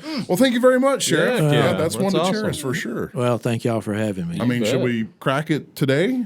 Well, I kind of want to That's taste it. totally up to Okay, you I kind of guys. want to taste it too. So was Walker? He was still sheriff when you decided you thought you wanted to become sheriff. Yeah, Is so that- so the rest of that story. Then thank you for getting me back on track, Heath. So He doesn't get thanked for much, but every once in a while I got some good ones. yeah, so I went to work for AT&T, Okay. and I was corporate security, and I ended up being as a director of investigations, international investigations, and so I was standing on a rooftop in Bangalore, India, Oh wow. Holy cow. and I got a phone call, and I had a cell phone. Do you like a pour? No, thank Okay. you, thank you very. Well, I will take. Might this as little bit. well. Yeah. So, and it was Walker. It was like 4:00 in the morning, 4:30 in the morning in Here? No, in over there in India. Bangalore, India. It was Okay. about 5:00. It's 11 and a half hours difference between India and Texas. Mm. I don't know why 11 and a half, but That's it's interesting. 11, That's a half 11 hour and a half Thrown hours. in there. Yeah. So it's like nearly across the yeah, globe. So Yeah. Cheers to the Texas Yeah. Rangers. Thank and you, all, sir. to all law Thank- enforcement. Yeah. Thank you very much. I like it better when it's cold, though. Oh yeah, a little chilled. That's one thing we don't have here is ice. That's nice. So Ooh, you that's get really that. nice. It's almost got this like honey. I get pecans. Yeah, Like Oh, that's honey, good. deep pecan. walnut pecan. Yeah, See what happens? Texas. See what happens? Yep. Yeah, it just Texas, tastes like yeah, that's Texas. right. That is a really damn good whiskey. It's really good. yeah. I'm gonna have to get another bottle of that. Sorry. So India. No, that's okay. Rooftop in India. I'm in Bangalore, India, and I've been there about 3 times, and you talk about sensory overload. The sounds, the sights, the smells. I mean, it's so It's- crowded. Oh yeah. It's everywhere. I've Oh heard man, about the crowds. it was something. This but is I- vacation. This is for pleasure. No, No, I'm there AT&T. at work. Yeah. Okay, I'm sorry, doing missed that. stuff with AT&T, and I look at my phone. It's David Walker. So I answered the phone. Walker's telling me he's not going to run again. He's going to take a job with the gas and oil business, and wanted to know if I would run for sheriff. And I said, I'm going to be the next plane out of this place and back in Texas. So I connected with Walker, and we kind of worked out the details. And and luckily, I was elected. I had an opponent, but luckily I was elected, and I'm very thankful for that. Mhm. Unopposed the second time. So it has, being sheriff has been, I mean, the greatest honor, truly the greatest honor of my life. What year were you elected? March 1st, 2016. Okay. Okay. And then there's no limit. You can just be sheriff for the rest of your life. I could, Yeah. I could, but there comes a But- time when we need to say it's time to hang things up, and I can tell y'all a little story that kind of pushed me over the edge, and that was the Athena Strand case. That was a tough deal. Mhm. We a lot of our guys worked a lot of hours. It was just really a 3-day deal to get it to the point that we could wrap it up. But that night, I would say every one of our guys that were out there on those 3 days probably had maybe 3 or 4 hours sleep, and we really had hoped right up into the last few hours that we were going to find her alive. Really? But we didn't find her alive, and we ended up having to pull her out of the Trinity River. So I had to sit and speak with the family because they needed to know before anybody else knew. They needed to know. And the Cottondale Baptist Church, they were just great. They allowed us to use their facilities. So in one of those classrooms, I sat with the family, and I don't know, it was probably about 11 o'clock or so that Friday night, maybe a little earlier. But talking to them, it was just heartbreaking. It's something that you have to do in law enforcement. You have to bring those messages. But this one was specifically difficult. And I told them what it looked like, but I didn't know for sure. But if you will give me about an hour, I'll be back and I'll tell you exactly what has happened, what the situation is. So we went out to the scene and verified what we dreaded, and so I came back and gave them the final news that their daughter, their granddaughter, their niece would not be coming back. That she was that little precious body was on her way to the medical examiner's office in Dallas. Well, so we had a little press conference right afterwards. I mean, and it just kind of takes everything out. I remember watching you. The press conference was done in the fire department in Paradise, right? And I remember watching you give that and watching you struggle and thinking, I wish he knew that like everybody in this county is there with him right now as he's having to get through this, because holy cow, you needed all the moral love support you could get. I mean, I can't even imagine. I'm tearing up thinking about the whole thing. Right? Oh, yeah, me too. Well, and so there are a lot of guys who worked on it. I ended up being in front of the microphone, but I didn't do the work. There were deputies. We had a Texas Ranger or two there. We had the FBI there as well. They helped us on the digital evidence, and we probably could have gotten it done in about 5 or 6 days. But with the FBI there doing what they could do with that digital evidence, that really knocked was a game changer. It was. So I give credit to the FBI, to the Rangers, the men and women of the Wise County Sheriff's Office for getting that thing done. But when that was all said and done, and we shut down that night, I got home probably somewhere around 1 or 2 o'clock in the morning. We were, and my wife and I had plans to originally to look after our granddaughters in Fort Worth. One who was about 6 months old, and a little girl who was big sister about 5. And so it just really struck home. And I went on down to Fort Worth with Kay that morning, and you know, it's just difficult when you connect what happened, what you've seen. You connect that with your own children, with your own grandchildren. Yeah. And I told Kay, I said that if I could walk away, away from this job, I'd walk away right now, because I just had enough. There's no way to humanly debrief, process, and compartmentalize something like that. Right? Well, that's true. It's but it affects all of us. Everybody in law enforcement. It's not just me. It's everybody in law enforcement. They see that stuff and they have to deliver those messages. But I think the advantage that I have is my faith, and that gives me clearness of mind and an understanding. Because when you look back at that Branch Davidian deal, there were about 19 kids I picked up and put in body bags to be sent to the medical examiner's office in Dallas. But just knowing that those kids are in a better place, and that's what I felt for Athena. That she's in a better place. But still, the family, and that child, what she went through. Justice has to be served here where we are. So that was one of the reasons that I decided not to run it for a third term. But and my original intent was to just do 2 terms.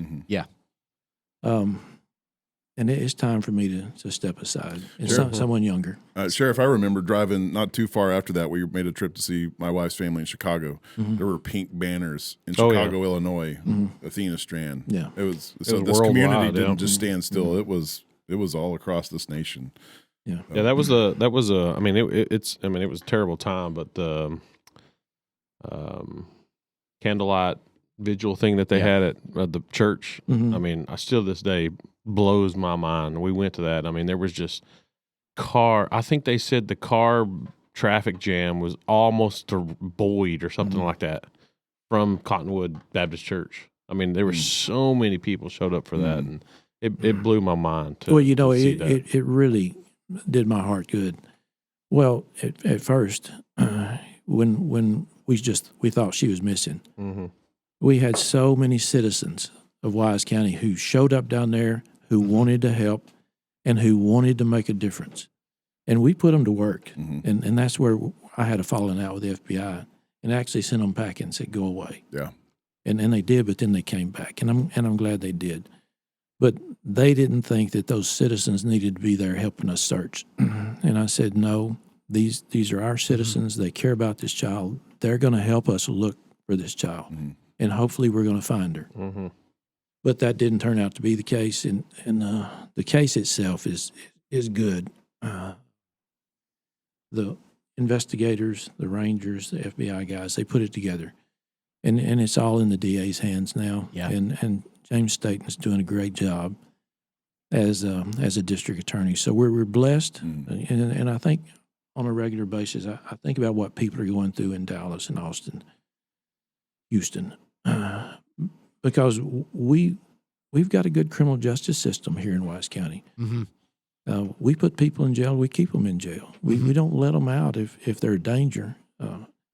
And you've got to give the credit to the whole system, the prosecutors, the judge, and the enforcement team, as well as probation and so many other things that come together to make the criminal justice system. But we're blessed here because if not for the Wise County Jail, I really think there would be chaos in Wise County. But we put bad people in that jail, and we keep them until they either go to prison, they come out on probation, whatever the case may be. Right. Or they somehow have a revelation and they've changed their life, something like that. Well, and we hope and we do everything we can to make that happen. And I have seen that happen a few times. And those are the kind of things that just make my day. That's when I think we are making a difference. You made a difference, yeah. Yeah. But some things are unforgivable and unforgettable too. Yeah. So change subject just a little bit. Get back onto what we're doing here. So, can you tell us what your day-to-day duties are as a Wise County sheriff? How many deputies, jailers, whatever you have underneath you, and kind of the what do you do basically? Well, I live my life vicariously through my investigators and deputies, and they do some amazing things. So I keep up with what they've got going. Of course, my business specifically is oversight. The oversight of the sheriff's office. But we've got a really good team in place as far as leadership goes. The chief deputy, the captain, the jail administrator, the manager over dispatch. It works pretty smoothly. I mean, we had to make some changes to make it happen. But when you do that, you make enemies, and like Barry Green. and sometimes they're relentless because they come back and they say things that are not true because we're trying to make this a better place. Because Sam Oatman's voice is in my head. If we're going to make a difference, we got to have the right people in place. So we've got 74 folks in enforcement. So we're talking about the investigators, the crime scene team, as well as courthouse security, and the deputies. And they're the backbone of the sheriff's office. The guys who are out there in those black units, running up and down the road, taking care of business. They are the folks. Putting the cows back in the fields. Everything. And they do, and I do that on occasion. I used to be pretty good at it, but I remember one time I put a bull in the wrong pasture. And that rancher was mad at me. Yeah. So you got to make sure you put it back in the right pasture. Yeah. And we got 52 detention officers. Sometimes if you guys want to, you should come take it. Yeah, we really should because those, like you said, those are the ones that aren't seen. Yeah. Unless you're going to jail, you don't know those roles exist. Yeah, because I've lived here all my life. So I think I've only been in the jail. Well, not the jail, but the sheriff's office, I guess is the term, once in my entire life. I've never been thrown in jail. Have you? Unfortunately, yes. Okay, have you? Not Wise County, but Have it you? was just No, I've never been in jail. Okay, all right. You didn't ask me. Okay. Sheriff, have you ever been to jail? Well, I got arrested. Okay. When I was, I think I was 15. I got arrested, juvenile. Yeah. Possession of beer. Yeah. In Terrell, Texas. It wasn't my fault. It's my buddy's fault. Of course. Of course, yeah. There's several times where I should have been thrown in jail, but we kind of grew up, local yokels here with all we knew the cops in town and several times when we got pulled over or we were at a pasture party or just throwing artillery shells at a train. Oh, yeah. Not military artillery shells, firework artillery shells. What you did in the country. It was Good old like country boys. Get pulled over, boom, spotlight in the face. Yeah. What the hell are you idiots doing? Oh, we're just being stupid. Idiots. What you're not going to deny what you just did. It's like, I don't want to see you morons out here for another week. Go home and stay home. And if you have it, in fact, let me see what's in the cooler. Okay, on the ground, get out of here. Yeah. But that's a significant, I'm going to use a new word here, trope. Okay. No. Right? This idea that the law enforcement in the community are as vital to the proper raising of young people. Oh, yeah. As that they are they're a part vital of the community aspect. Yeah. Otherwise, as you said, there'd be chaos. Not to go back to Mayberry, but Yeah. right? Close. Yeah. I like that a lot. But I think I went through a rebellious phase where it's like, screw authority. I'll do what I want. Sure. Did you ever go through that phase? No, I didn't. Okay. You always had the... I was all law and order kind of guy, but And I felt pretty badly. Of course, my girlfriend at the time, who is my wife right now, she gave me $25 that I could get out of that little situation I was in, as a juvenile. Yeah. So it was just a Class C misdemeanor with the JP, and so I'm back now in Princeton, going to school, not Princeton, New Jersey, but Princeton, Texas, and I'm working out football, and I see a Collin County Sheriff's Office car pull up in the parking lot, and my dad's in that car, and seemed as though they want me to come testify against the guy who sold us the beer and tell it. Oh, no. My dad was a little bit PO'd that I had done that and hadn't told him anything about it. And then, of course, the hell to pay was with my mom, the one who wanted me to be an accountant or a dentist.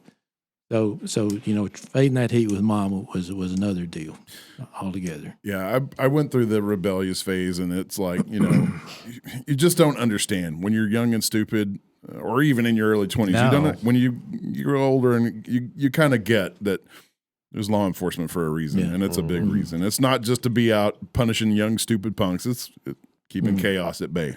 And that is essentially the truth. And a lot of, I guess, big municipalities and cities, they had their time with, defund the police. Well, they got a lot of it accomplished. They defunded the police.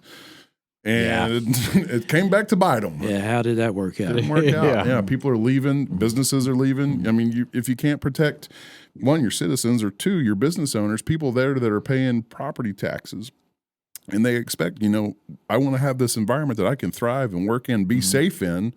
Well, where does that come from? It comes from people on patrol that have the authority to make sure you're safe. That was a crazy, crazy time. Yeah. And I think we're witness to the bad example that set. Yeah. Sure. The sometimes law enforcement can be thankless. Have you felt that at times? Thankless? Yeah. I do. Yeah, on a fairly regular basis. Okay. But the vast majority of that hatred comes from outside the county. So there are people who take shots at us on a regular basis, just like that deal I was talking about for the guy who was running as for president, and that the highway patrol put him in our jail, and it was all our fault. So it was unbelievable. Some of the things that they would say and they would send. It's just a lot of vulgarity. Yeah. And hatred that is difficult, and it really gets under your skin. And you go home and you think about that, and then you look at your family and you realize that there are people in this county that are more like us than those who are throwing this fit. I don't know who these people are that do that. I don't know if there's some group with some entity with money, something like Antifa or something along those lines, and of course the whole George Soros thing that concerns me because of what he's doing with prosecutors. So there's some connection there. You start I don't know what connecting it those is. dots. Yeah, they probably do connect. Yeah. So speaking of housing people in the Wise County Jail that technically maybe y'all didn't have anything to do with, wasn't there a big I don't know the right word for this, but he it was a big, I think he murdered tons of people, and they flew him. And the only reason why I know this is because what I work, what I do, I'm out at the airport all the time, and they flew him into the airport. But yes. Can you go into a little bit of that? Well, that? and I can't remember his name right now. Can't either. But he was a serial killer. Yes. From all around the United States. So that was quite a dog and pony show for us. And it was the local Texas Ranger at the time, James Holland, who came to me and said, "Hey, we want to house him here so that we can bring investigators all from around the United States so they can talk to him about trying to determine whether or not he actually participated in murders in all these different places." Right. So against my better judgment, I said okay, but really it worked out well. Yeah. And I think they cleared a lot of cases behind this guy. So we had investigators coming from all over the United States. So my collection of patches, law enforcement patches, really grew through that. But most of them I gave away to a kid who collects them. Let's talk about a current climate an atmosphere with hiring and I enrolling. don't think we want to talk about climate. No, not that. Oh, The okay. current ongoings with civil service. Okay, so I've got a few close friends and a brother-in-law that are paramedic firefighters. Okay, they're at record pay. Like they have great pay, great benefits now, but they're not the quality of candidates or people applying are very, very low or not there at all. Like they're having trouble hiring. Period in general. Thanks, bro. And the ones they are able to hire just kind of dipshits. Is the way they've coined it. What's that look like with law enforcement? Is there a bad climate for bringing on quality candidates or getting people interested in that position at all? You know, we went through a tough time, but I think we've gotten beyond that. Okay. And I feel as though, especially within the Wise County Sheriff's Office, and I talk to all the sheriffs around as well, but we've had an influx of folks who have come in who want to work for the Wise County Sheriff's Office. That we're very thankful that we have those opportunities, and we go through the whole process almost like what DPS does. So that we do a written test, and then we do the interviews, and we do the background investigation, polygraph, the whole thing. And we get folks in there. So I don't see that anymore. We were a little concerned about it for a while, but right now we have very few vacancies within the ranks of our enforcement team, as well as in the jail. And, of course, the thing that we do with those youngsters who are in the jail working as detention officers, after a year, if you want to compete, you can go to the police academy, and then we'll put you into one of those patrol cars with an FTO. Man, that's cool. Yeah, and it's the same thing for our dispatchers. Now, we have had some problems with our dispatchers, our telecommunicators, which is the word that's used now, telecommunicators in the ECC, Emergency Communications Center. Okay. Because that's a tough job. Yeah. And so sometimes it's hard to keep those people on the job. But otherwise, in the jail and enforcement, we're doing very well. That's good to hear. But I'm always going to advocate, and I'm not saying this because you're here and I want to kiss your ass. I'm always going to advocate for the highest quality possible of civil service people that your community has, and that's going to be because of fund. We need more and more funding to these people. Right. Yes. And I'm hearing Love Lynn Stuckey, hearing him talk about an $18 billion surplus or, whatever. Like, okay, that's fine. But I mean, we can pay some civil servants a hell of a lot more. Yeah. That includes teachers. Yeah. Teachers. And law enforcement. Yeah. Teachers in the front line of everything. Right. Really? I mean, that's all the little kids growing up, whether they become good people or they turn to a life of crime. It all starts in the classroom or at home too. But man, that's a tough thing. And one thing I think we've learned in doing this segment and having elected officials out is that no office is just happy and settled. No, right? It's always evolving. The offices are crazy. It doesn't matter whether you're city council or your mayor or sheriff. There's pressure and force afoot, that you're really having to wade through, excuse my language, some shit, to fulfill that office. Well, and pay is a problem because we're right here on the cusp of the Metroplex. Yeah. And so these youngsters who work for us, they can go down the road 25 miles away and make $20,000 more a year. Yeah, we're doing the same thing. For them, that's a payment for their new F-150 or F-250. Or tuition for their kids' college. Yeah. Who knows what the circumstance So might be. so we were losing a lot of guys, and there was change. You brought up Lynn Stuckey because of the state of Texas passed Senate Bill 22 that has sent $500,000 to the sheriff's office to use as we please. Okay. But we can't use it to fund, and I don't know why, but we can't fund the dispatchers with that $500,000. It's only for the enforcement personnel and the jailers. Okay. So we're using every bit of that money on a yearly basis, and then it will be this year and next year. And according to the Lieutenant General, is that right, Lieutenant? Not Attorney General, but the Lieutenant Governor. That's it, Lieutenant Governor. We got that right. So the Lieutenant Governor says it's going to be in perpetuity. So it's going to, every legislative session it's going to be there, but you don't know for sure what legislature is going to pass it. So we got $500,000 this year, $500,000 fiscal year. Okay. $500,000 next year. Use it while you got it. And so we are paying those in the form of merit raises to all of our enforcement personnel from lieutenants down. I get left out. I get left out of everything. But lieutenants and down, and same thing back in the jail. So since we have announced that, which I announced it probably about July of last year, we haven't lost anybody. We were losing people. Good. Yeah, I want to. This is probably going to be my own little personal soapbox, but of all the civil service licensing, like your teacher's license, your paramedic license, is there a licensure for firefighter, or is it just paramedic? No, firefighters but too. Then there's the peace officer license. Yes. And they're probably the lowest paid out of all civil servants, are they not? I think it's pretty close. Okay. The same for the EMTs, the paramedics.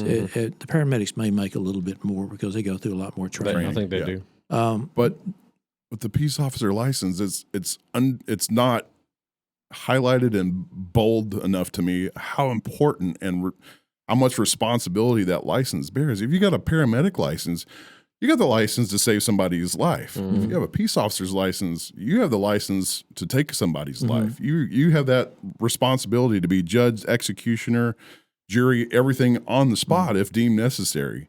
And I feel like that's overshadowed how important that really is. And I want to know, if as somebody that lives in the community that's answering the call, I want to know that the best person possible that's with the most training and the best mental capacity is coming to help with that license, Yeah. Yeah. Well, and I know the other agencies, especially Decatur PD and Bridgeport PD. I know they put a lot of time into that, and we do too. So we send these guys some if they don't come from another agency. Most of them are new, and so we send them to the academy. That's 6 months. And then we got 6 months FTO, and then we monitor them on a regular basis. So it's a long process to get them to the point where we actually turn them loose in the vehicle and be by themselves. That's very reassuring. Yeah. That's very nice to hear. There's some absolute horror stories for sure. I've had a friend that was on city council for Albuquerque, and he had to leave the city. He's like, man, the police department has been so corrupted here. And I guess they were offering bribes to bring former cartel members in and train them to be a law enforcement officer, and then being a cartel, they just turn that and use it to their advantage. Yeah, that really happened. It sounded like something out of a fairy tale or some weird you hear about drama, but New he's Orleans, like, no, Miami. Yeah, like there are some key places where that has obviously been. What would be your take on being able to model your office on something appropriate and say, let's not end up like that? I've had several experiences in my life that make sure that we stay away from that. And first of all, it's that flag that's on the wall. There was a level of deception on the federal side. We don't do that. But when I was a ranger, I put 2 sheriffs in their own jail for corruption. Okay. And it really taught me a lot about how not to do law enforcement. And the neat thing about a sheriff's office is you don't answer. You don't answer to the mayor. You don't answer to the county judge. You don't answer to the city council. You don't answer to the governor. Okay. My grandson, only one grandson. I've got 6 girls and one grandson. Had lunch with him just yesterday. But he said, G Daddy, that's what he calls me. He said, G Daddy, you mean to tell me if Joe Biden shows up in Decatur and tells you to do something, you don't have to do it? And I said, I don't have to do it, especially if he's not within the law, not within the Constitution. So we answer to the citizens. And the citizens have an expectation that we're going to conduct law enforcement the way it's supposed to be. Right across the board, everybody's treated the same. We're not going to play any kind of games. Good old boy system. So if you need to go to jail, you go to jail. And if you don't need to go to jail, it doesn't matter whether or not you donated to my campaign. Everybody's going to be treated the same. That's and appropriate. In reality, so this marks 50 years that I've been in law enforcement. Wow. So when I was doing the Congratulations. Congratulations. So during that time, of course, 10 years with AT&T, but even during that time, I was a reserve for the Rangers as well as for the Wise County Sheriff's Office. So in that 50 years, up until I became a sheriff, I was subjected to some level of politics, petty politics that I resented. And that was coming through the state. That was coming through the Texas Rangers as well. And I've had some serious conversations with Ranger captains jumping up and down like a shortstop. We can't do this. This is not the way, but this is what's coming out of Austin. They expect us to do it. And I don't abide by that. Therefore, this is the first time in my career that I have been with an agency that I haven't been subjected to politics. Wow. That's nice. Good. Wow. So why are you leaving us then? We've got a plan. Okay. We've got a plan. That's understandable. Okay, we don't want to break that plan open. No, we don't. No. Don't change your plans on behalf of the Whiskey Bros and our opinions. But go back to the jail. How old is that thing? And Decatur, especially Wise County in general, obviously growing. Mm-hmm. Do you have something you're going to jail for? And I mean, you're worried about something? You're so interested in this. No, so yeah. I know it's old. At what the jail? Yeah, no, it's not too old. Is it not? Okay. I think the first part of it was probably somewhere in the early 90s. Okay. But then it was enlarged and enhanced to some extent, probably in about 2001, 2002. Okay. Somewhere in that. So it. And what I was going to say earlier, y'all should come walk through there. Yeah, we do. And we need do to. that. I've been in jails all across the United States, especially in Texas, Oklahoma, and Louisiana. You talk about something to see. Some of those prisons in Louisiana, holy mackerel, it's like you're going back in time. You don't want to go to jail there. Yeah. So it's really amazing. It's just as clean as it can be. The floor is shining. Everything is in place, and that thing is really run well. I'm really proud of our administration there. But sure enough, I'd love for y'all to walk through there. Sure. And Boy, that'd be see great. what's going. Yeah, So what about capacity? As we're growing, is there what does it look like in the future? Are you going to have to expand that thing? Is there room to expand? Because I mean, you're kind of blocked in there. Yeah, we are. No, we've got room for 338. Okay. And as I looked last time, we had 204. And we're running usually from 200 to 240 is where we usually are.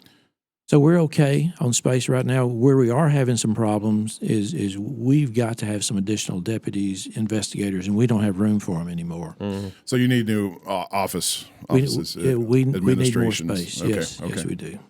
And I've talked to JD about it, and we're looking at the possibility. Mm-hmm.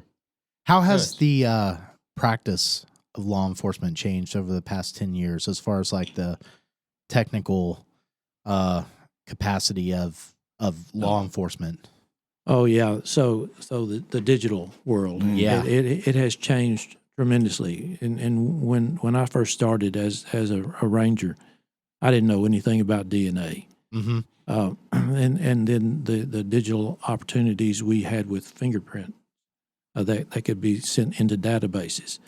So it has improved unbelievably. And then plus all of the devices that people have are being tracked. So we've got an abundance of evidence that is out there right now than when I first started.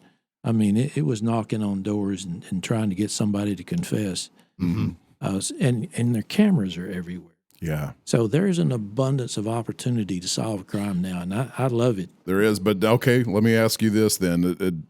do you see any in your role? Do you see anything alarming about how easy it is to track somebody? Do you see that as? I mean, if you're in public, if they're tracking you through your house, that's one thing. If you're out in public, like you don't have that right to expect privacy like you do in your own home for sure. But are we overstepping boundaries here? You know, as we I think so. Okay. I think not we, they. they I think that they are, because I know my wife and I might be in the house talking about taking a vacation to Hawaii or something, and next thing you know, all these things start popping up. That is true. And so somebody's listening to us, sure. And I'm almost certain that's the case, because I see that time and time and time again. I was looking for a side by side. I wanted to buy. Next thing I know, I started getting bombarded with all this stuff. Which one did you go with? I haven't done it yet. Haven't done it yet, so I'm still looking. Well, naturally, it's got to be the Polaris Ranger, right? So terrible dad joke. Terrible. I meant that. I know, earlier. right? I'm a dad now. I got those terrible dad jokes. that was a terrible dad joke. That's so. What is over 50 years? What is your assessment of we as people, you know, citizens of this country? You know, I mean, you've dealt with the worst of the worst, and probably the best of the best. Has that changed? Well, to some extent, there are still, and because we've got to realize what we deal with are usually the underside, the underbelly of society. So we've got to come out of that and have these conversations just like we're having right here with so many folks. And it was the same thing with me even when I was working for AT&T, because there'd be some kind of misconduct. And I would work on that misconduct, investigate that misconduct. And then the next thing I want to do, I want to go talk to the boss and say, tell me about your good guys. Tell me about people who are doing the job. And so I think really, I think probably is getting better. Okay. To some extent from a law enforcement standpoint, because there are a lot of good people who have a lot of good hearts. You see so many fundraisers where they're raising money for causes, whatever those causes may be. And of course, I might be a little bit jaundiced here because of what I see in Wise County. I mean, there's a fundraiser at the conference center like every other night almost, and people are dishing out the money. We're just really blessed to live where we are and to do what we do and to be in the midst of people like they are in Wise County.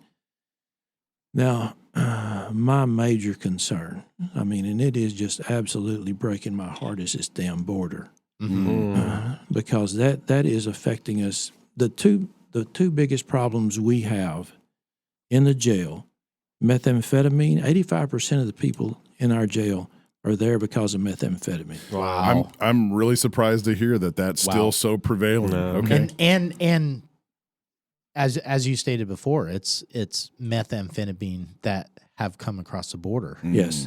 Right. So and then the secondary thing is mental health. Okay.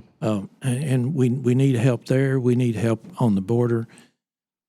And we're picking up some crimes that we haven't had before being perpetrated by illegal immigrants. Okay. You know, because in talking to the guys who are down there, and our troopers are down there every day, and they're doing a great job. I hate to see them down there because I want them here. I want our troopers here, but they're down there and they're doing a good job. But they will tell you that those illegal immigrants, they don't want to stay down there. They want to get as far away from that border as they can. Of course. And so they end up here. Yeah. I mean, just like that Indian restaurant up there, Alvor. God, it was a huge thing, man. It was. I'm guessing there's still elements to that that are ongoing. Yes, because it was like, hey, this big raid happened, and it's been crickets ever since. So there's still we've still got some things going. Okay. with that and some other entities. I thought that might be the case. We were disappointed because the feds said they would be there to help us, and they didn't show up. They did not show up. Wow. Yeah. So that's a big concern. I don't know that I answered your question properly, Tom. No, I think you did. But you're generally optimistic, but you have some very real concerns. And so we're not out into blue water yet. No. Yeah. What do you feel about? I know hot topics. We've got them listed up here in this state, especially legalizing marijuana and gambling. I'm opposed to marijuana. Okay. I think that's the wrong direction we're going, and I think that has a lot to do with the mental health. I think it has something to do with methamphetamine. I understand. 5 years ago, I would have disagreed with you. How was that word? Vehemently. Vehemently. Yeah. Not no more. Yeah. Not no more. So I really think that's contributing to the mental health. Some of the things that I've read, and I've actually had conversations with people, and actually was involved in an investigation, a search warrant down around Boyd, that the Chinese are heavily involved in the growing of the marijuana. And Well, they're buying up all kinds of farmland. yes, Yeah. and so they know. The Chinese know that that's going to destroy the community. I think it's destroy our youth. In That's fact, their goal. I had a psychologist. I was in a witness room waiting to talk to go on the stand. And this was, this is 20, 25 years or so ago. And I'm talking to the psychologist, and he's talking about marijuana, how it affects the children. And he just was absolutely against it. And there's a guy named Barron, I can't remember his first name, who wrote a book about it, about the evils of marijuana and mental health. Tell your children the truth about marijuana and mental health. And he puts it together. And I read that book, and I am a believer that we should never legalize it. I don't know that I'm going to win that battle. I'm afraid we're going the wrong direction, and it's just going to make it worse. I think more people need to be exposed to the long-term outcomes of it. And you think of epicenters like Seattle, Portland, Denver. 5 years ago, I was a champion of this. Like, okay, it's an herb, a flower that people are smoking. A really valid observation. But yeah, a stoned society is not a good society. No. And you can see the long-term outcome now of what's going on with these big cities. And, most places realistically have a public intoxication law, right? They're obviously not enforcing it. And I mean, that doesn't apply to being drunk on the street. It implies being intoxicated. Well, they're overlooking that now too. Yeah. Some of those and places. Drive through Denver, drive through Portland, drive through Seattle, drive through San Francisco. If you can make it through San Francisco, yeah, not a good place to be. And those were the epicenters of the green rush. So something for didn't me, like there's definitely some dots there. Also, it's not just about marijuana, but it's also the liberalization of those communities. And it's like, San Francisco went the way of San Francisco for many different reasons, and we could point to a lot of those, but that's to encapsulate why San Francisco went that way. That's hard. Well, the general visualization of it is, okay, mom and pop might need a night off and they want to fire up a joint on the couch and kick back, and that's going to be it. That's not it. It's a stone society, and it's degeneration of your community. I don't think there's any lesser way to put it. I think it's just like everything else. I mean, alcohol's the same way. Oh yeah, I agree. It's when it gets abused. Yeah, but it's getting abused. That's the point. Sure. Is it's now legal to completely abuse it because these epicenters are overlooking public intoxication issues too. Yeah. So and those people are driving too. Yeah, things change when you have kids, and things change when you get older. So again, I say we're blessed to be in Wise County. Yeah. Gambling. Amen. What about Amen to gambling? I don't know. I've thought about it, and of course I've been into a few of the casinos in Oklahoma, but I'm not a gambler. I don't see it as an evil as I do marijuana. Okay, I'm right there with you, but it's I would be an advocate for state legalized gambling 100% because I go to Oklahoma. I don't gamble, but you drive past a casino, Oklahoma, Texas license plate. 99% of the cars. Louisiana, same way. New Mexico, Arkansas, I think, it touches us barely. Yeah. But I think there's legalized gambling there too. So how much money is leaving the state to that's the only reason I'm for it here is to keep money at home. It's hard for me because I would almost offer up like the reverse opinion. Okay, let's hear it. Let's hear the reverse opinion then. And so with gambling, you're putting into the hands of corporations, you're saying, okay, game psychologically, these people's ability to maintain some control in a financial situation that they think they could stand to win. Yeah. Right.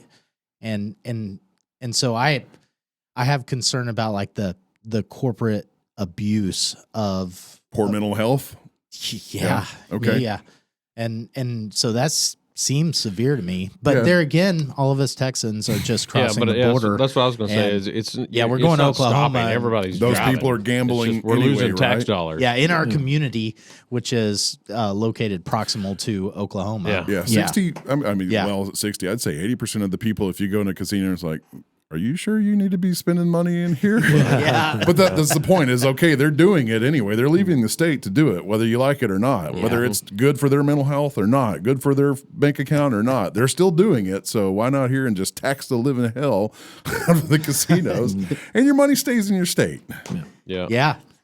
That's tough. It's tough to find an encapsulating idea. I have a hard time doing it. I think it's coming, and I'll tell you the number one reason. It's Mark Cuban. Mark Cuban. Mark Cuban. Okay. He just sold the Mavericks to Sands Casino out of Vegas, something like that. I don't Something remember. like that. But that's his goal is to build a new stadium / casino for the Mavericks. That dude has a lot of money, and money seems to get things done. Yeah, if anybody can, it'd be him. I think. Enough of our soapbox on that. So, what is gambling rings? Is that a thing anymore? Underground gambling rings? Not that I know of. Okay, we've not encountered that here in Wise County. That was things of yesterday. It's all gone to legal online sports betting. Yeah, true. Yeah. No more. But that's what's weird though is you can't gamble playing cards or whatever, but you can drive to Grand Prairie and bet on horses. Yeah. So what's the difference in gambling or the Texas lottery? You're gambling. What is the difference? I don't understand it. Yeah. That's what blows my mind. Okay, we need to find us a gambling expert to have. Are they out there? I don't know. A lobbyist. Maybe so. Yeah.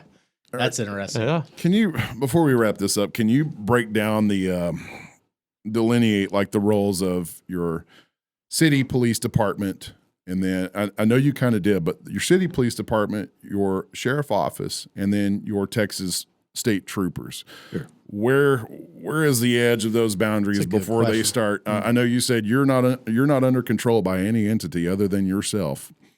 Where are the boundaries before you start treading on each other's territories? Well, how does that work? So no, I'm controlled by the citizens. Okay. Well, sure, yeah. Rather than just my own ideas.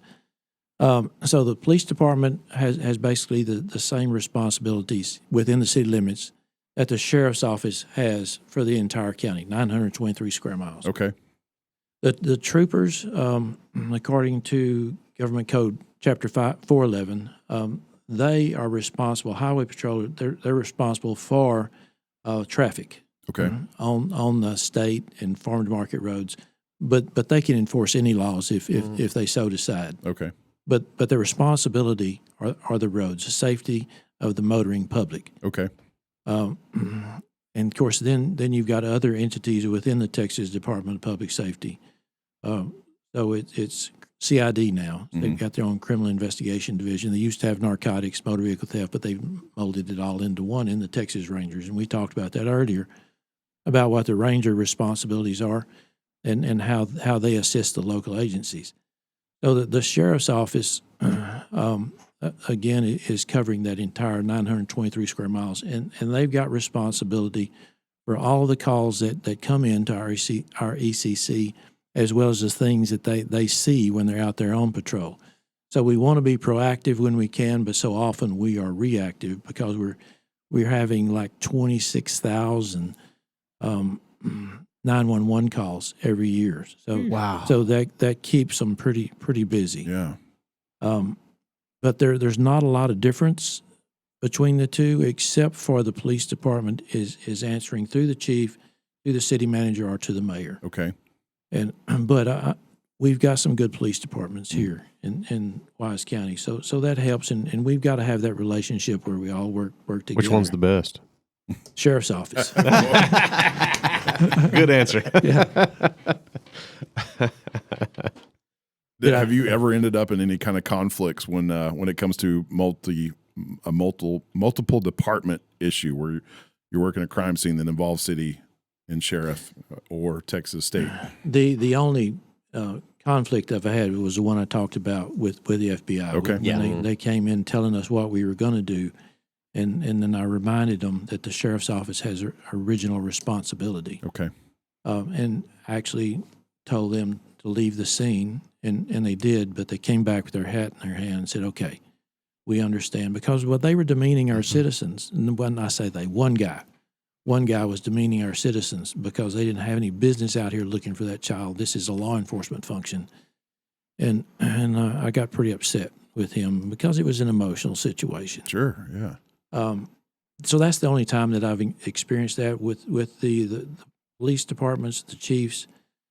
We usually don't have any problems. If we do, we work through it. Makes me curious. Do you think they like held some animosity, and that's why they didn't show up to help with the raid on the Indian place? No, that was HSI. Okay. So Homeland Different entities. Investigations. Okay.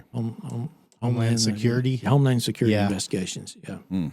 So I think that's what that was. So they don't. It's odd. It seems to me, from an outsider looking in, and having worked with all of these agencies from the feds, they don't always get along. Yeah. So there's a lot of static between those groups. Yeah, I imagine there's some big egos that get involved too. Mm-hmm. Yeah, for sure. Well, at least in hindsight, we don't eat at the Indian food place anymore. Yeah, that's true. They're still open. Yeah. I couldn't believe that. Yeah, it was open like for the business next day, wasn't it? Yeah. I don't- I can't believe it. What? I'm terribly disappointed, but we're still working. Yeah. Good. Well, it's So good. I got one thing. So, you had some pretty big shoes to fill in my eyes. I knew both of the ex or the prior sheriffs. Mm-hmm. I think you filled them well, and probably in my eyes overtook them. So, what is your feelings on the next guy? Like, how hard is that for me? That'd be extremely hard to get the sheriff's office where it is now. All the work that you've done here, how hard is that for you just to go? I'm retiring. And Well, what's the future for in your eyes Mm-hmm. for the sheriff's office? Do you think? Well, and I do, and we talked about this earlier a little bit about not getting into politics, but I think what we've got going at the Wise County Sheriff's Office is it's all going well, and I give all of that responsibility or the recognition to the personnel, the leadership team that we've got at the sheriff's office. If we can keep that leadership team intact, there's not going to be any difference. Right. And it's going to be the same thing Keep moving forward. in the years to come. And it's something that I had that vision, even when David Walker called me, Sam Oatman's voice was in my ear saying, you can make a difference being a sheriff. So I see, and we were talking about the vision of the office, the mission of the office, and the direction that it's going. Right now, I think it's going very well. And I know I'm not supposed to talk about any kind of. No. No, You do this what is you open want to. forum, Yeah. Sheriff. Okay. You talk about whatever the hell Well, you want to on Yes, here. sir. We do not censor. So there was a young man that I met in 1993 when I was a ranger here, and he was a young deputy, and that was Craig Johnson. And Craig has been an outstanding chief deputy for me and for the office. And so he and I have talked about it consistently throughout these 7 years about when I was going to step aside in hopes that he would be the next sheriff, so that we would have that continuity of office. We would have the vision that the office would continue on in this situation where we won't be subjected to petty politics. That this can continue being a law enforcement agency the way it was intended to be from the very beginning in the Constitution of the state of Texas, that it's going to be run properly and with a level of dignity, professionalism, and dedication, honesty, integrity. And I think that's where we have it, and that's where I think it will continue. And he's already got a sign on the fence around our road frontage, but just out of nowhere, we were eating at Villa Grande, and all your deputies were up there, and he. I don't think he knows who I am on a personal level, but he stood up, came over, shook our hands. It was me, bro. It was me. No, he saw me first. Nah, he saw me first. See what I have to deal with constantly. Yeah. But that's the way to do it. He's not hiding behind any big campaign slogans or any major promises and not being in the public eye. He's out being a part of his community. Yes. So I told him, put more signs on our fences. Well, I saw that coming in. And, he needs more, right? And I appreciate that. I really do. I think that one was put up on behalf of, or John Neal, former fire chief at Paradise, put it up on his behalf. So he's a friend of the family. Good man. He is. If you could snap your fingers and correct 3 things going on in the state. I know I'm pretty sure I know what one of them would be because you stated it importantly. Yeah. If you could snap your I'll fingers take a and stab on a second one. okay, if you could we'll snap your fingers and correct 3 things that you wish would change in the state, what would they be? Shut down the border. Okay, That'd be number 1. Shut down the border. Number 2, stop the methamphetamine, which is kind of part of number 1, and finally get more funding and attention for mental health. Those 3 things. You make my job easy. My wife was a former director at UBH in Denton, and she's a big proponent of mental health. So I need to put you 2 in contact. She'd love to have a conversation with you. She'd be a great one to have. She married me, so she's she's got great standards, right? I don't know if you should have told him that one. She's pretty level-headed. She's not crazy at all. Yeah. So you're not running again. And you can tell me shut up if you don't want to get into it, but what's your are you going to Hawaii for 2 years? Are you retiring or do you have I am retiring. You never know if of course at my age I doubt that there'll be many offers coming my direction, but governor. But I've worked for a long time, and my wife and I she too is retired. We're looking to have an opportunity to do a little more stuff with the grandkids, but the thing is that my passion, oddly enough, is I love to write. Okay. And so I've actually written a book about methamphetamine and how it came to Texas. Tell us about this book. It's called The Point. The Point. Mm-hmm. Is it out there now? No, but it will be in March, I think. Okay. So I can't wait. I love to read. So it's true stories in there, but it's a fiction. Just because I've changed some names because I'd be in a world of hurt if I didn't. But so I love to write. I sit down at the computer and next thing I know, 4 hours have gone away. And I'm sitting there typing away, and I just truly, I actually wrote for the paper in Princeton when I was in high school, and then at AT&T, I did a newsletter for AT&T for 250,000 employees, and this whole while you're sleeping thing, I enjoyed. That so much. So I love to write. So I want to make sure that I keep my mind active. And I'll spend a lot of time writing, but I like physical work too. And I've got an abundance of red cedar that needs to go. That'll yep.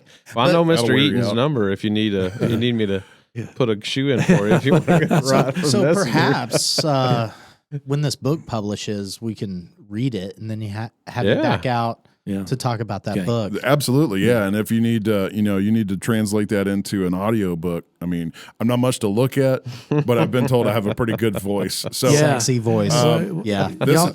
He's unofficially our group scribe here, so he's also a writer and a damn good one too. Mm-hmm. But I end up reading and interpreting and then putting it to narration on videos and stuff that we've done too. That'd be a great idea. To do that. I know it's going to have an e-version. Okay. Oh yeah. But it'll be a paperback that will be available allegedly in March. So nice. This March, yes, as in next month. Yes. Okay. So this is finished. Yeah, I've just got uploaded to Amazon. Okay. And I haven't done it yet. I'm kind of dragging my feet. You know, it's kind of spooky. Oh yeah. Because this is something that I started just making notes when I was working undercover, and I put all those notes together, and then kind of cooperated, included the Ranger stuff. Okay. So it was Awesome. I don't know if my mother already has or not, but my stepfather was Man Shadow Waylett, and he wrote a fictional work called The Justice Brigade, and it's about Montana vigilante justice.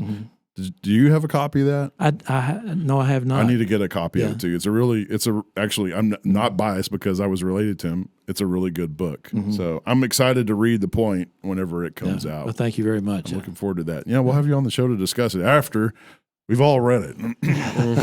That's right. I hope I didn't miss anything. No, I think we got it. I think we covered it. I mean, we could probably beat a lot of these completely to death, but I think we've covered it. So, but I think this has been really.